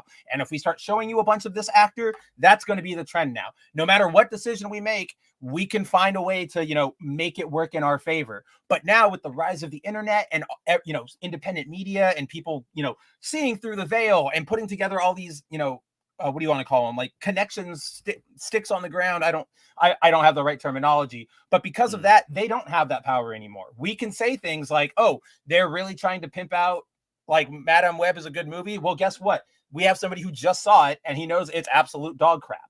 So they, like you said, they're operating in the past. They're operating off of like thinking and mentalities from 2016, 2020, and using techniques from like the 80s and 70s to try to achieve it. And it's just not working. And because they're too stubborn to go, okay, maybe we're doing something wrong, they're just doubling down. They're going to keep going and going and going. Like, they cannot help themselves. Where was it? Somebody said, Centric Banana asks, so everyone else is staying white. And yeah, like that's where I'm like, they just can't help themselves because everybody else is pretty damn on point with their casting, right? Like Vanessa Kirby, blonde woman, she's got the right air about her. Same with Quinn. Again, I don't know about the pretty boy aspect, but I do think he's got. We have to address the elephant in the room, because I mean we've talked about this for a while now, but now that it's been confirmed that Pedro Pascal is in fact Mr. Fantastic for this universe, how is he supposed to sprout the descendant of Jonathan Majors in the future? How is that supposed to work out? It's a far distant future. Question mark. A very far distant future, apparently. Do you like that? It's bold of you to assume that Marvel has even thought of what they're going to do for Avengers 5, let alone explaining that connection. Come on now. Mm-hmm. I don't know, man. I'm not seeing Sue Storm here. This is like one of the Cuckoo sisters, not Sue Storm. So I agree with you, Cider. Like I'm right there with you. I was more speaking to the fact like it's at least a blonde white lady is sort of what I was going for. She's not I don't like her as Be happy it's not Lashana Lynch. That's all. Right. Yeah, that's essentially what I was saying. My perfect casting for the role has always been Julie Bowen from Modern Family, Happy Gilmore. I think she's like the perfect like Sue Storm. But aside from that, like you got the blonde white lady as Sue, everybody else fits. Even Ben is like a Jewish actor, but over here you've got Pedro, who even in this concept art looks like he doesn't belong. Like he was just pasted on. And you know what's really funny about this too? Because like I said, they just had John Krasinski play Reed Richards in the last Doctor Strange movie. Yeah, so I guess it would have been too much hard on the nose if they just cast Emily Blunt as Sue Storm. Emily Blunt would have been a good one too. Yeah. I would have loved that. Here's the other thing. History buffs will make note of the magazine that Ben is reading in here. This is 1963, discussing Johnson's takeover of the White House. So this will be set in the 1960s during a space shot, most likely, and that's where they'll get their powers from, is during a space shot. I can see that. I'm not against it. They're gonna like Cold War aspect it a little more than it was Russians, because they're spooky. Das Russians, we got it. And then at the very end of the movie, once you beat the Russians, the post-credit scene is just a big QR code to go donate to Ukraine, right? And Sure. you hit that. Good I job, wouldn't be a Marvel. bit surprised. No, I'm not. I'm not kidding, man. I'm not gonna be a bit surprised if they don't find a guy that looks like young Putin to play Doom, and their final battle takes place in Ukraine during the Cold War Iron Curtain era, where it's like this miserable concrete hell, you know? And then it's like, remember in all the mostly in the the original Spider-Man movies, they always had the shot of Spider-Man landing on the American flag and, looking out, and it's like that cool pose. They would have that scene, except it's like the four assemble in front of like a battered waving Ukraine flag, and it's like, you think we don't notice? They'll Iwo Jima it. They'll lift up the Ukraine flag on the left, and then they'll lift up the American flag and cross it on the right. That's what they'll do at the end of the movie. Bold of you to assume that they would even include the American flag. Well, no, they want to demonstrate to the world that we're committed to fighting this endless battle against Putin. That's what they want to do. Right. The retroactive programming. The greatest propaganda machine in the world. It 100%. I can't wait to see how bad this film is going to be in like 4 years when it finally comes out after the reshoots. Yeah, damn it, Jacob. I was going to add that to the end of your statement if that wasn't what you were going to say. But yeah, like, I don't know. Like, I look at this concept art and Pedro doesn't look like it just looks like they threw him in there. He looks copy and pasted in. It feels very much desperate. And we know that it's intentional because Kevin Feige in the past has said that he felt the Fantastic Four was, quote, too light, like a direct quote. So that's clearly why Pedro's here. But I'm just so tired of him. I want him gone. I want that mustache gone. Yeah, I was going to say, they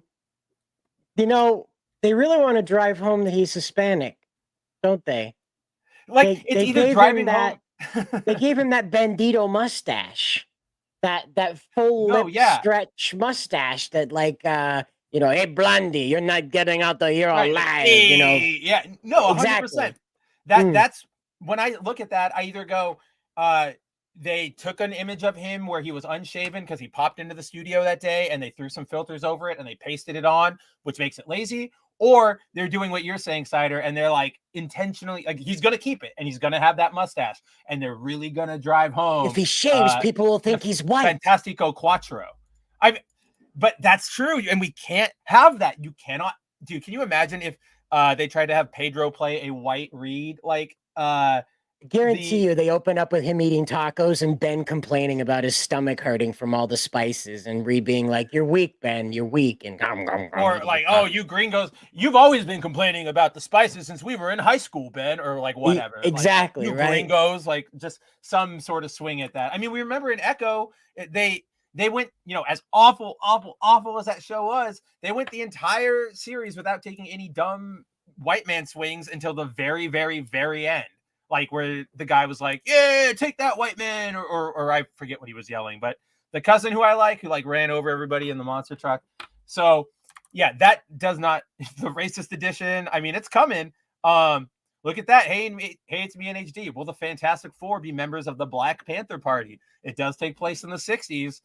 I think they will, just by virtue of it. Let's Marvel get one of their stupid nudge, nudge, wink, winks in, because the Black Panther character did start in Fantastic Four, so they could have some sort of line of dialogue that's like, "Oh, you're joining the Black Panthers?" It's like, "What are you talking about? I've always been supportive of them." Oh no, it's going to be about Kennedy getting assassinated. It's 1963. Oh. That's when Kennedy got assassinated. So it's going to be about them failing to protect the president. 63 or 64? It's 63. It says it happened November 22nd, 1963. Yep, wow. End of 63. So that's what they're going to do. He's reading about Nixon. So this is post-Kennedy. They're going to flare up the Cold War. Fantastic Four failed to protect the president. Now they've got to go out and get revenge on Doom, who did it. They'll make Doom. Well, keep in mind, 63 was also before the Civil Rights Act too, so they can also throw that in there if they want to. Sure, that's what I mean. Could be talking to Black Panther's dad, who would just be inheriting the kingdom at this time. So he would be like, "I want to talk to America and make friends," and they'd be like, "Well, you see, right." That could be part of it too, that the Russians are making a play on the Wakandans. So they have to send out the Fantastic Four as like a by the show of way, force. by the way, now that the CIA has pretty much confirmed that they're the ones who killed the sitting president of the United States back in 1963, does that mean that films are going to start reflecting the fact that it was actually the CIA the entire time, or are we still going to pretend like Ben's reading about LBJ taking the White House? That's the magazine he's got in his hands. It's very specific. Here's how I was figuring it, Jacob, is that no, they won't anymore because one, they can't blame the CIA, can't come out and do that. But two, if we all remember, the suspected shooter, right, is Lee Harvey Oswald, who was a avowed communist, wanted to serve in the Communist Party, like went to Russia, tried to gain citizenship there. None of that will be addressed. Like if they use him, none of that will be addressed, which is why I'm with Cider, where if you go with Doom and Latveria, you get to skip all the commie bashing, and you don't get to push away all the super rich liberal arts majors. So that's where I'm thinking they're going to go with that. The 60s is full of assassinations. I mean, yeah. So how are they going to play it? Are they going to actually handle it, or are they just going to I don't trust Marvel to handle any topic with any sort of there it is, December 13th, 1963.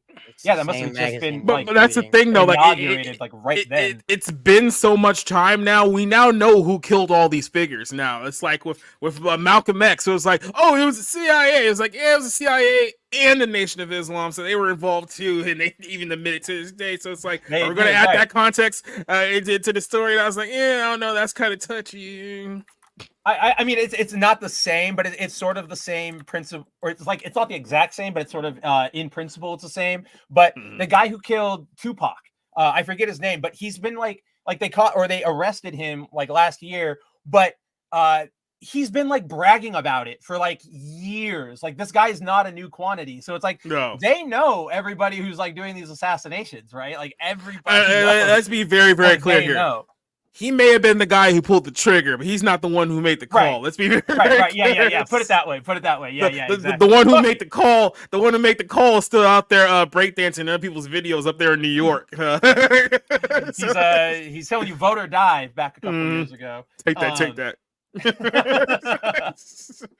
But yeah, I don't have really any hopes for this movie. I mean, what was I going to say? The point of it being in the 60s and then all these assassinations and the political atmosphere and the fact that they're, clearly Cider investigated and found out, they're clearly leaning into that. It just feels like they're going to go, oh, this timeline is bad, or we did all the timeline right. And then they go explore the multiverse and they land in the MCU where it's either, oh, this is terrible because it's not Utopia, or, probably just that outcome. I don't know any other positive outcome they can give the MCU. That's the problem they have right now, right? Is that intermingled with this is we have the time traveling Avengers. Yeah. And at no point did they run into the Fantastic Four, evidence of the Fantastic Four, or anybody who was like, hey, you remind me of this guy that had a Rockford penis. They don't, none of that happened. So now you've placed them in a place of history. Clobbit. Exactly. And there's nothing in the background that explains the Fantastic Four, even leans into them. This is the big mistake that they made with that Infinity War snap that Tony Stark did. That's what I thought they were going to do at the end of Endgame, was have him snap the Fantastic Four, X-Men, and all the other properties that belong in the Marvel Universe into existence because of his paranoia about protecting the Earth. But nope, we just dusted Thanos because that's the extent of our imagination. That really is. But don't worry, Cider, aren't you so excited? That's what Secret Wars is going to be. You're going to see everyone, even the 1970s Doctor Strange. Aren't you so excited? Well, that raises the question now. Are they going to do again to us what they did in Doctor Strange Mom? And are we going to get yet another one-hit wonder Fantastic Four team that is then casted out of existence in Secret Wars when their son. Who's their son? Franklin. When Franklin rewrites reality after he kicks Doom's butt up and down Battleworld. So, I mean, I didn't even think about that, but yeah, they've shown that they're willing to just run roughshod over the four once. maybe this is just another temporary team and we just keep getting new ones. Maybe with the multiverse, we can just start pulling in new Fantastic Fours for every single movie. That way you can get your Black Fantastic Fours, your trans Fantastic Fours, your lesbian Fantastic Fours. Polynesian. lesbian island. Don't ask how we reproduce. Right. Not at all. Magic. Feminine magic. Yeah, magic. Then again, it was that Sexual technically assault. isn't that technically the whole vibe of Wonder Woman in that first movie? Yeah. but at least in Wonder Woman, they have the excuse of like, oh, they make them out of clay. But because they're magic people. Let's see. Where there was a comment I wanted to. Oh, Brandon Holton says, have you seen the video where they talk to some of the people who are making these new comic movies and how they were told not to look at the source material? Yes, we watched that last week on stream. And yeah, like I'm glad you bring that up, Holton, because you can see it right here. This is not whatever's being done here with the Fantastic Four is not by somebody who truly likes the source material. It's by somebody who was given an assignment. Get this kind of actor, get this kind of actress, yada, yada, yada. From here, I'm open to being surprised, but I don't really have hopes for it to surprise me. I don't have the hopes that this is going to be anything more than another awful MCU outing. I saw the Marvel. Look here, pal. Look here, pal. If you read the source material for anything that you're writing right now, I swear to God, you will be flipping burgers at Pelican Bay. You are blacklisted. You are out of here. Do not read a comic book. Show me your Amazon history. I'm like 100% sure at this point. There was some actor, I think it was Henry Cavill, actually, who was like, no, I don't. There's some comic book movie actor who was like, they told me not to read anything, but I went offset like during my downtime and I did it anyway because I wanted to be authentic. And that was John Bernthal. Was that Bernthal? Yeah, he went and looked at the Punisher. He went and bought a bunch of Punisher comics. And they were like, no, not those ones, man. These ones are the ones you want to read. He was going to check out a bunch of these ones that had fancy covers, and they said, no. You want these ones right here. Yeah. You want the good old Mike Barron ones, the Punisher Max really is what he stressed was the Punisher Max series. So do you know who wrote Punisher Max? I just realized this the other day when I was looking up stuff. It's freaking Jason Aaron. I cannot believe that. What a fall. Right? Like Punisher Max is incredible, and Jason Aaron is now doing the prehistoric Avengers. I'm just like, I was baffled to learn that. I had to like double check. I went to like the Marvel wiki because I was just blown away. Yes. So on that, while this not just industry, but this franchise is populated to the brim with people who do not care about it, there is at least one actor who does. As according to, I don't even know if you technically classify this as a rumor, because we'll get into it. So we'll get into it. But basically, you all know him. You all might love him. John Bernthal. He played the Punisher in Daredevil and in the Punisher solo series. Longtime fan of the actual character. We know that he's come out and he's talked about, he's loved portraying the character. As Cider reminded me, he was that actor who went out and read the source materials and got into the head of the character.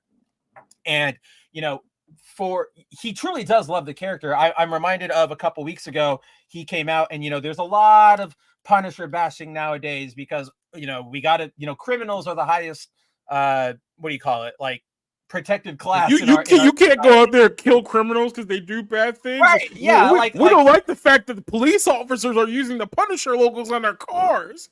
Like, wah. And it's like, he came out and he didn't buy into any of that crap. He was like, the reason so many, officers or military people have that logo is not because of some weird bloodthirsty fantasy that they just want to gun everybody down. It's that, all of us sort of feel a little bit of like the Punisher every so often, right? And it's like, yes, I've been sort of mulling this over ever since he said that. And, there's this term that gets thrown around a lot called power fantasy. And often it's thrown by weirdo neoliberals at male comic book fans to go, oh, all those ripply muscular men aren't sexually appealing to women or gay men or anything. It's just a power fantasy. It's just so you guys can see yourselves, in this role and, get off, huff your own farts on it. And it's like, no, that's not entirely true. But this is true. I think everybody has that Punisher power fantasy of no matter if you're the most liberal person on the earth, if you had I take that back.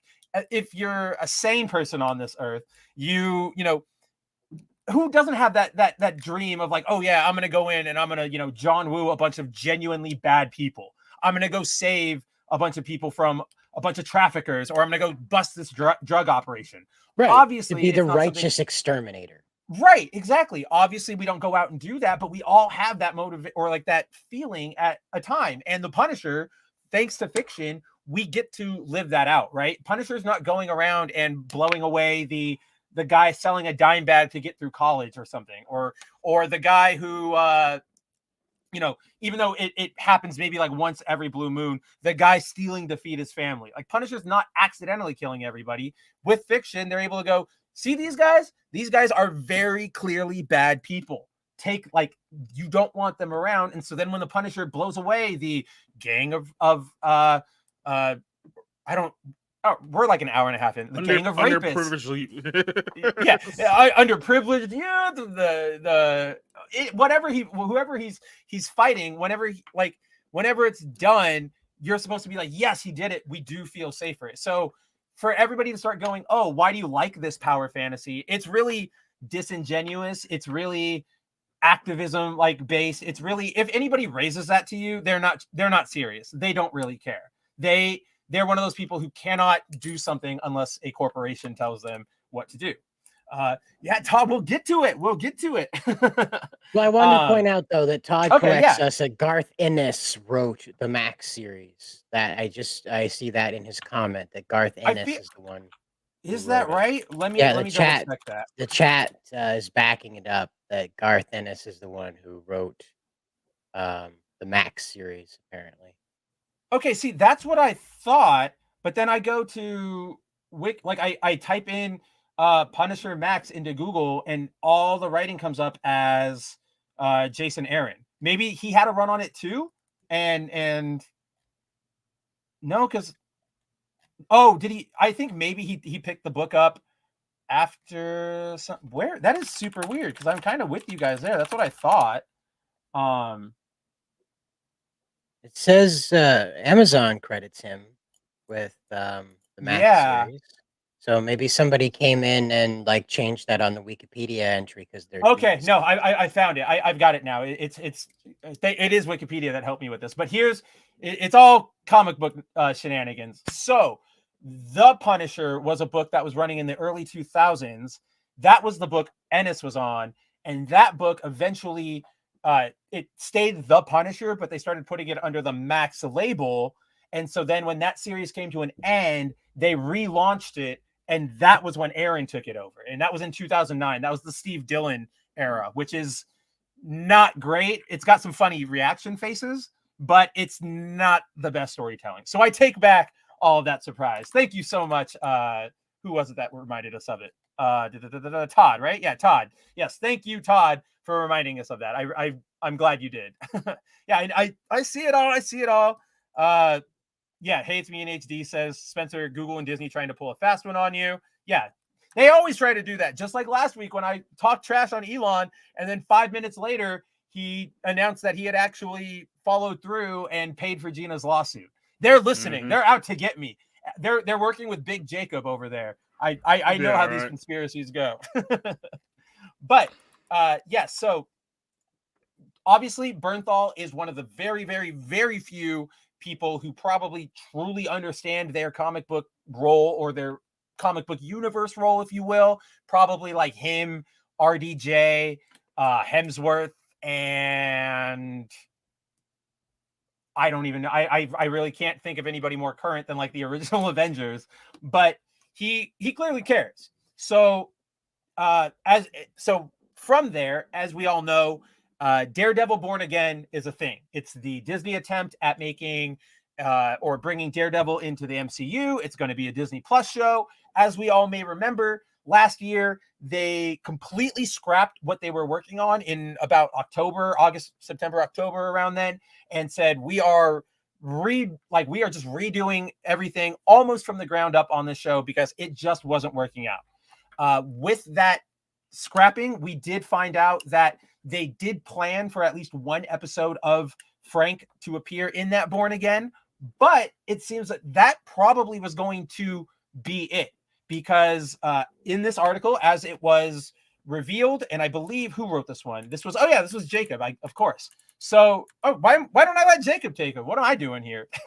You just babbling. You just babbling on there. I didn't want to stop you, so I mean, just go ahead. See, that's what I'm talking about. Big Jacob, always looking for the embarrassment. You go. I mean, you just make it so easy. It's like I don't even have to work for it anymore. It's like, that's my gift to you. It's my I want to. It's like that scene in Nefarious where he's talking about social justice. Like we didn't even make that one up. Like you did that on your own. I knew that's what. As soon as you said Nefarious, I was like, I know exactly which moment he's going to talk about. Fine, you take it. Yeah. So. There's a lot of things to unwind here. I think because we have to kind of start off with just the whole creative direction of this Daredevil thing, because obviously this whole thing sprouted off of the popularity of the Netflix series. Everyone loves the Marvel Netflix Daredevil series. The first two are probably the best MCU. I can't even call it MCU because they didn't make it canon until kind of years after the fact, but it's still some of the best Marvel project stuff out there. Like that second season, I referenced the whole scene with Daredevil and Punisher on the rooftop talking about morality. It's literally one of the best written things that they've ever done. So you're like, okay, hey, we finally got the rights back to this whole series. We took it back from Netflix, so let's I guess create another season of this, because people obviously like this. There's obviously an audience for this, and they decide, no, you know what, we're gonna do another Daredevil series, but it's gonna be nothing like the series that people actually like. And imagine sitting there in a pitch meeting and being like, "That's what we're gonna do," and no one's saying, "Wait, what? Why would we do that?" This is keep in mind, this is a series that already has an audience. You don't even have to create an audience like Madam Web tried to do. It's there's already there. Just keep doing what you were already doing before, and then people are gonna end up watching it. And it's nope, we're not gonna bring back all the minor characters. We're gonna change the entire tone of this whole thing. The only time we've seen Daredevil has been in Echo and She-Hulk. And then you brought back Kingpin for Echo and Hawkeye. So you pretty much bastardized a lot of the characters. You deleted a lot of the characters out of this whole thing. So it's why would he even want to come back? Especially if he got to know the people who were on the Netflix series, likes working with them, likes the style, and then you ask him to come back to a series that's absolutely nothing like the series that was already established beforehand. It's why would he come back? Unless you were going back in a completely different direction. And this kind of explains how, after filming literally half the series, they ended up shutting the whole thing down, be like, yeah, you know what? This original plan, shocker, is not going to work. Let's actually do what we should have done from the very beginning and bring back the people who are in charge of the Netflix series and make it more like the Netflix series instead of trying to do our own Disney thing, which clearly didn't work. So imagine how much money they could have saved by simply doing what they should have done in the first place. That's $120 million in the toilet right now. So let me see here real quick. Yeah, cause I can't move down on my end. So what are you looking for? I thought you said go down. So yes, I'll just go ahead and just read this right here. It says, so this scooper here said they met John Bernthal at this convention here.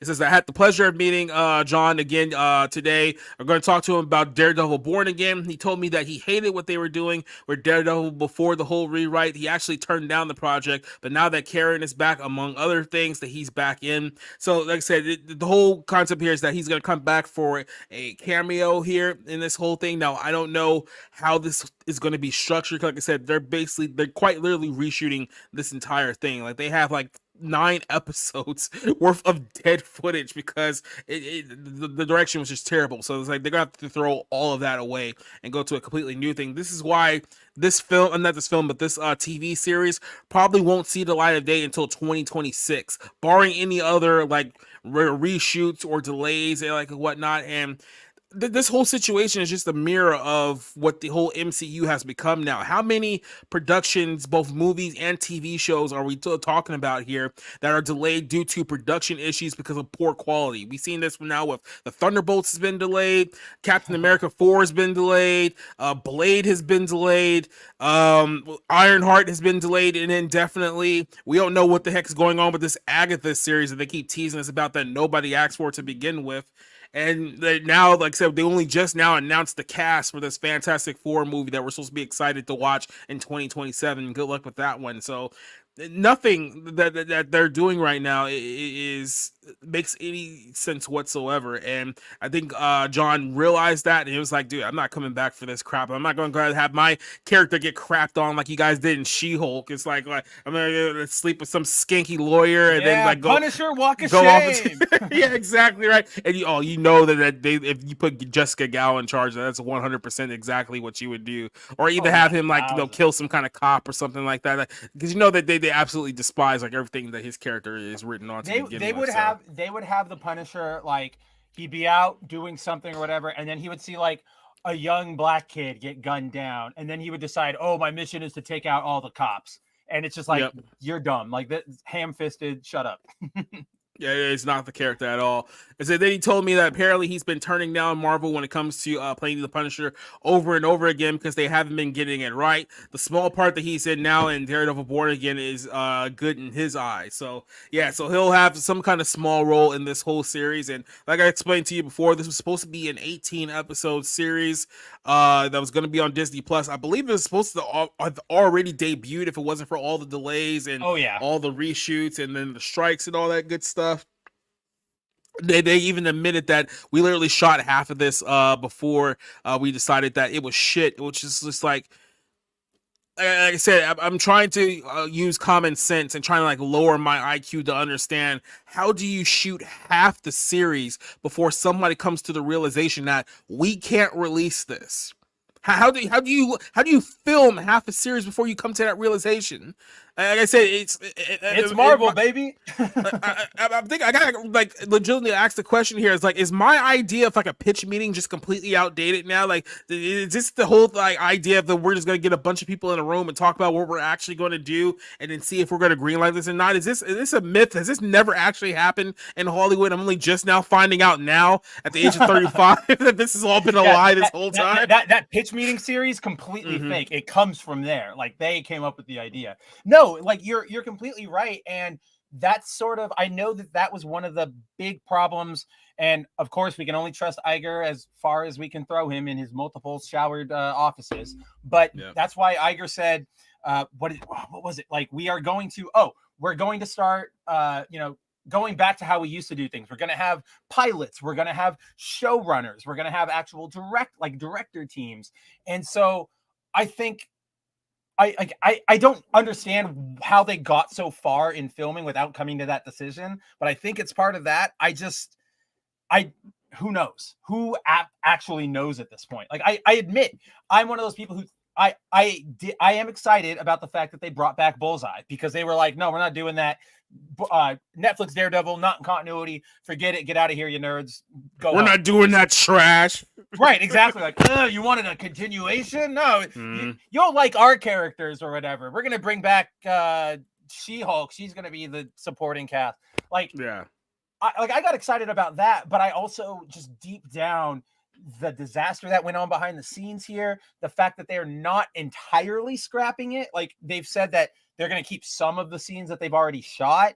It just, and in all honesty, they might have to, because that's a good point. How much money did they spend on those 9 episodes that they realized were garbage? Like, how much money did they already say? Like, you can't spend let's say for the sake of argument, like She-Hulk, for the sake of argument, had a $25 million per episode budget, right? So if they shot 9 episodes under the same budget, let's just do the math here. That's already $225 million on 9 episodes. If the budget is anywhere similar to She-Hulk, and considering the fact this is Daredevil, I don't understand how She-Hulk can have a bigger budget than Daredevil can on TV wise. So now you're talking about reshooting this whole thing all over again. Well, it's like, how much money have you already blown through on the footage on the series that you didn't even finish? And now you still got to have 18 episodes for this thing to complete here. So it's not like they're going to get another 450 episodes, $150 million. Be like, well, start all over again. So they might have no choice but to use some of that old footage to try to reintegrate it into whatever direction they're taking the story. I agree.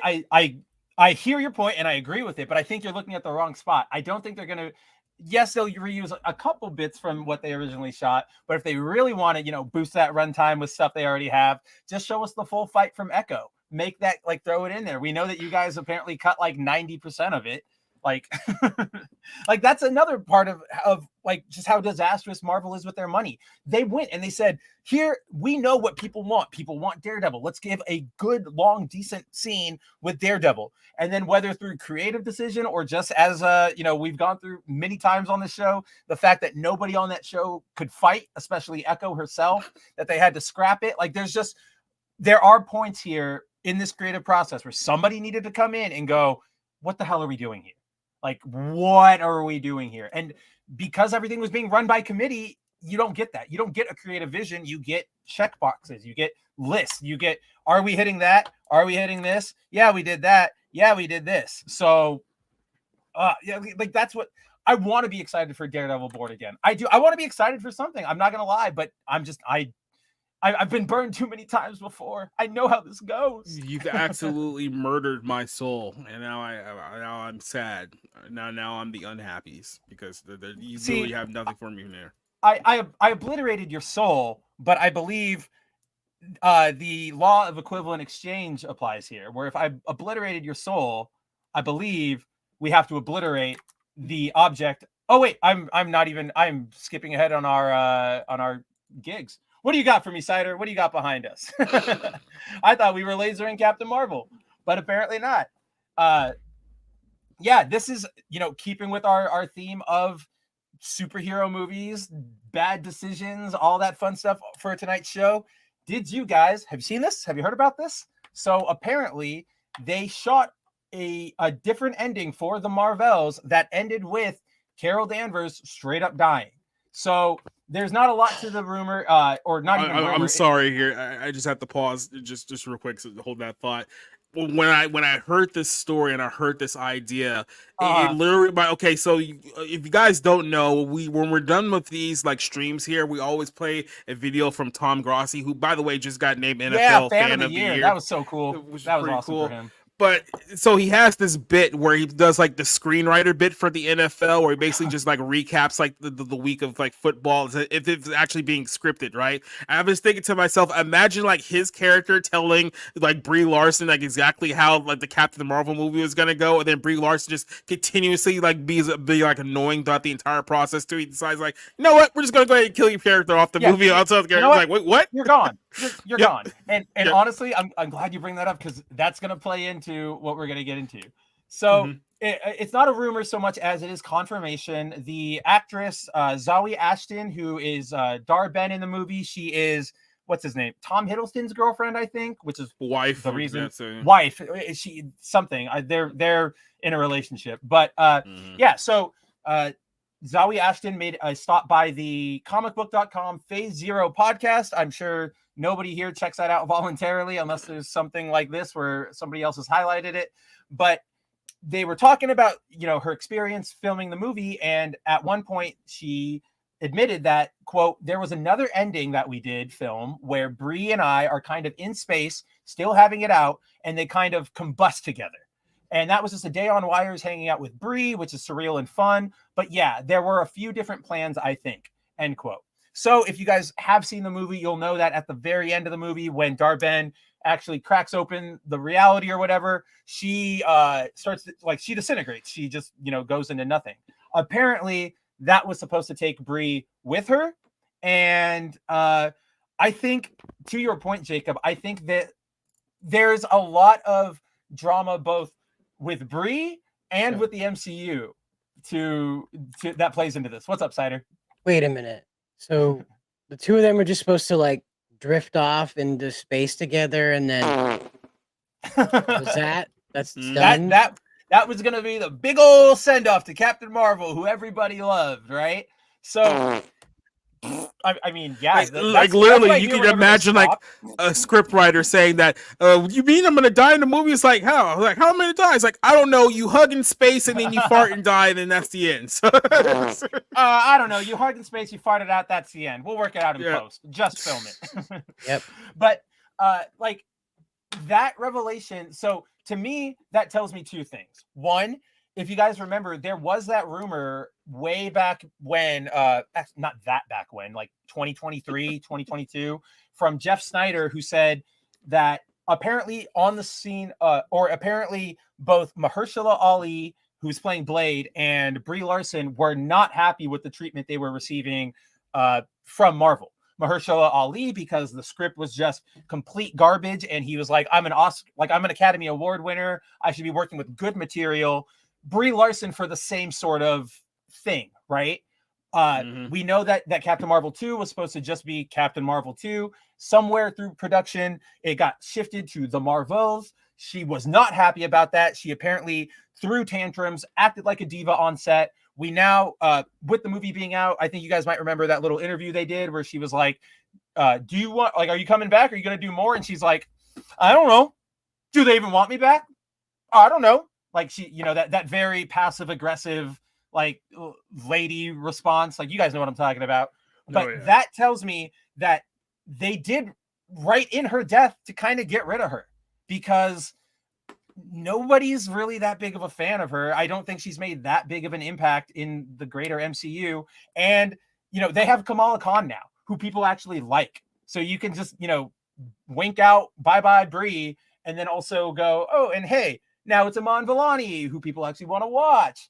So that's what I guess from this. And I also am more confident than ever now that the decision to include like Beast at the end and the whole multiverse connection, I am positive now that was like a day, like last second walking out onto the field decision. Yeah, there's no way that was originally planned. But between the rumor or the reports that test audiences went in and they came out and were like, that's new, that wasn't in the last one, and then the marketing like 2 days before completely pivoting to, oh, X-Men are coming, blah blah blah. Like, this movie, this is a disaster of a movie. There's nothing going on here. There's no substance. It's not even a disaster of the movie. Like, literally everything that they've done post Endgame has just been a complete another disaster. Like, this isn't even like a fumble now. This is like a fourth quarter collapse. This is like somehow you gave up 4 touchdowns in 7 minutes and lost the game,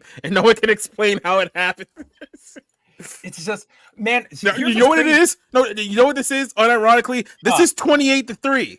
But this is literally 28-3. This is 28-3. This is literally what it is without a scriptwriter. This is insane. This is just a gross threat. Eccentric Banana says she threatened to put her toes in their face if they didn't change it. I mean, hey, surrender right here. You've got me. Just put them away. Like, do not show me those gorilla grippers. No. But yeah, like the fact of the matter is that there's just, that movie hurts me. It hurt you. And I think the world will be better off without it. Don't you agree? Do you agree, Cider? Well, we already blasted Brie Larson a long time ago. That's true. We did. So we have a different target tonight. All right, Cider, you have our target ready, locked and loaded. Fire away when ready. Save us all.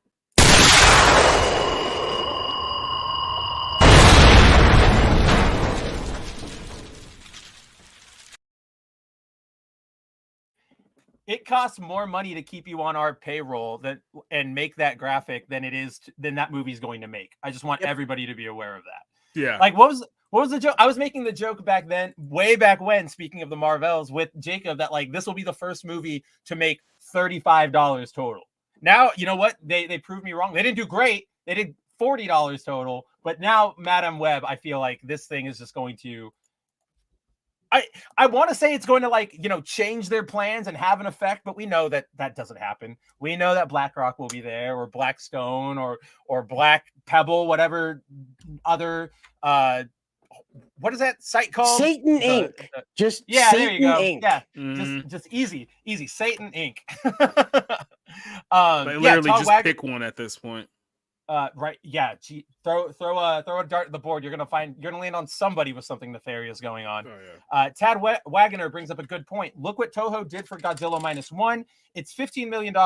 No $200 to $500 budget crap.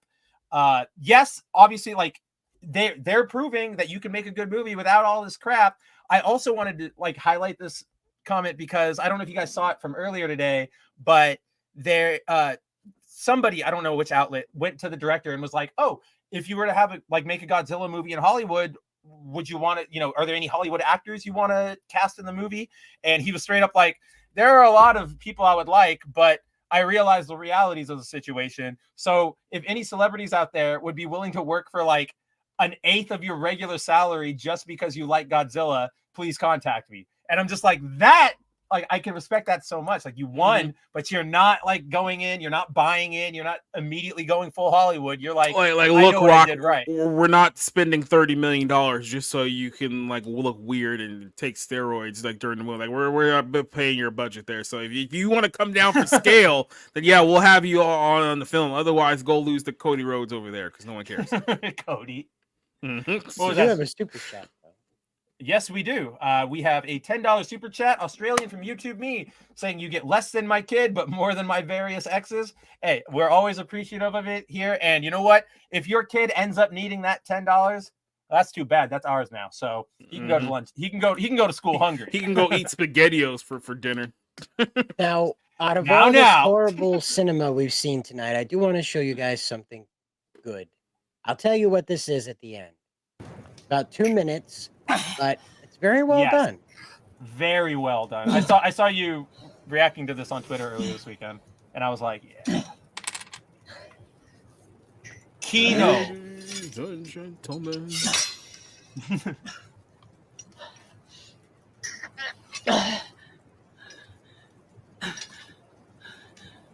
Endgame level effects for much less money. They just show up. Is the fight over already? I just got here. and that cost like $30 million alone just for that line. Oh.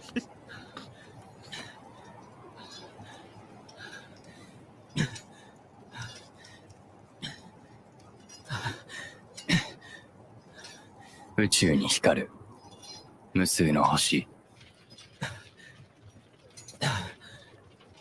その昔、人は星をつなげて星座を作った。そして星座から物語を生んだ。人はただの点に意味を見出そうとする。なぜだろう。自分というちっぽけな点に意味があると思いたいからじゃないかな。だとしたら。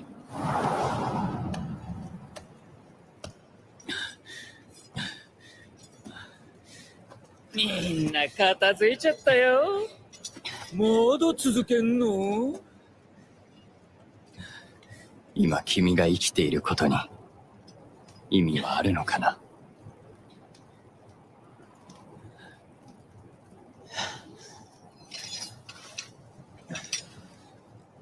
王様戦隊キングオージャー、最後の物語を始めよう。悲鳴を上げろ。That's from a Power Rangers show, okay? That's Japanese Power Rangers that just did that. And Marvel spending $250 million trying to make Brie Larson look like an actor. Or try to give her a butt. And they still can't even do that. But man, and like that scene, like I joke that, I made that little quip that, oh, Endgame level effects. But like, if you guys know what comes next, it kind of is. And it still gives you that impact. We don't need to see every, CGI'd wrinkled skin on the Chitauri flying around above us. We can do it for, Toei's budget's got to be like $10 and like some onigiri per day. There's no way it's more than that. Some warm sushi. Yeah. Do you have a link to that? Ask the eccentric banana. Just the YouTube link? I'm sure we can grab you the YouTube link. If you want to watch the series, you'll have to find. It's not even legally available here, so you have to go to the high seas for Sentai. Right. It's actually on Twitter. Here's the link for that if you want to like follow along. It's King Osier. The hashtag that's on that post will connect you back into the greater King Osier fandom, if you will. And again, it's Super Sentai. It's meant for children over there. So that's what children under the age of 8 are being exposed to in Japan right now, while our kids are being confused about where you go pee. It's not even like that's what they get. We get non-binary Transformers and non-binary Paw Patrol members, and and we can't let anybody, even like adults, handle topics more complicated than black, white, good, evil. And even then they can't really handle it because they can't separate fiction from reality. All in all, our society's a little bit cooked right now, and we need to uncook it. And I don't really know how to uncook it. It's cooked. I mean, we toast. I mean, we cook. It's cooked. It's eaten. It's being left. It's being dropped off at the pool right now.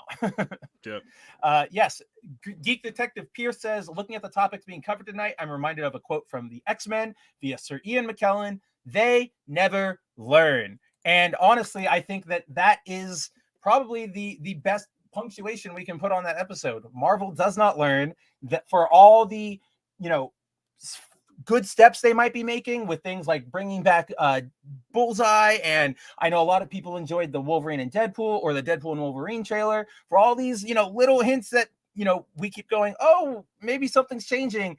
Things like Pedro Pascal being cast as Mr. Fantastic, and the fact that they had to scramble and find 7 different endings for the Marvels proves that, for the foreseeable future, we're not out of it yet. And we're probably not going to be out of it yet for a long time, if ever, until the MCU dies, maybe, which is what my bet is going on, because you got the MCU, you got Star Wars, you got Disney. They're all going to keep going at it. I think somebody, I don't know, because the whole theme of this night is that these people are dumb, but it's like at some point they have to realize they can't keep this thing going, right? Like they just can't. So wouldn't you be like trying to like wrap this up at some point? It's like, okay, look, let's just put like the next 2 or 3 years towards just ending this, like on a high note, just end it. Well, see, in the world of like Hollywood arrogance, it's like, yes, we all logically think end of this, go out on, or not, you're not going out on top, but at least go out with some level of dignity. But to them, they go, oh, they're not liking whatever's going on. We could fire everybody right now. The board members, the directors, those are just faces. If we want to, we can chuck them aside and just bring in the new people to keep doing whatever we're doing. And so there's no real incentive, especially with, again, like the BlackRocks and the Blackstones, what's the word? Subsidizing all of their lost income. It's really hard for us to do anything except stay aware, keep talking about it. Don't stay silent on it. And don't stay silent. Keep pushing up, keep speaking out, and don't let them win. I know there it's the are most generic 6 ending. Shrek movies. Never let them forget that they did that to the world, okay? Never let them forget. And I guarantee you, by the time we all pass on to the next world, we're going to have 9 or we're going to have 10. There's no way those movies are done yet. Mike Myers has to be dying for money at this point. Can't higher, faster, further, stronger, or whatever that stupid Marvel catchphrase. If Michael Myers ever jumped out of a building and wrote a note saying, I just didn't want to do another Shrek movie, it's like, I totally get it. I feel like that's cool, buddy. Let him go. Let it like the police and the firefighters like start running after him with blankets, and it's like no. Let him go. He's free now. Like it's not even like police and firefighters. It's like literally DreamWorks executives like trying to resuscitate him. So get him. We need him. We need a streaming series, damn it. Maybe they can do a crappy Scottish accent like Mike Myers. Oh no. Nobody can. Oh, I mean, Justin Roiland, I believe, is good at doing voices, and he doesn't have a job right now, so he could be open for anything you want to throw him on. But while Justin Roiland is not currently employed, the 3 of us are both at Bounding and with our own projects. So as we get out of here tonight, before we all run off to grab our digital copies and Blu-rays of the Marvels, available now from your favorite retailer and streaming on Disney Plus. Let's go around the horn and see where you can catch all these fine gentlemen on their own time, starting with Jacob. What's going on, Jacob? What do you got? Jacob. Yeah. So you're a Black Israelite, right? Yeah, right. That's 5%, the 5% pending. And be you're just like, Jacob like 6 or whatever. I'll be just like Jay-Z. So who we got coming up? Throw them dreads. He looks like Medea now. So Dude, this he looks Friday so we weird. have this Friday we're going to be reviewing in detail Madam Web, because Rick and Rob also saw it. I'm pretty sure they got a lot to say about the film as well. So they'll talk about the film on Friday. Then we'll also review the Bob Marley movie. So those are the two movies we're reviewing on Friday. Yep.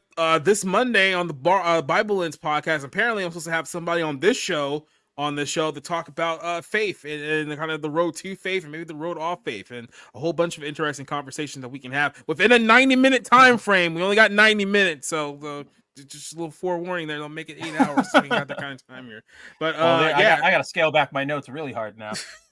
So yeah, Spencer will be on Monday night for the Bible Lens podcast, and then we'll be back in the Barroom podcast on Tuesday night. And apparently, we're supposed to have Masters of TDS and his wife on for Tuesday's show.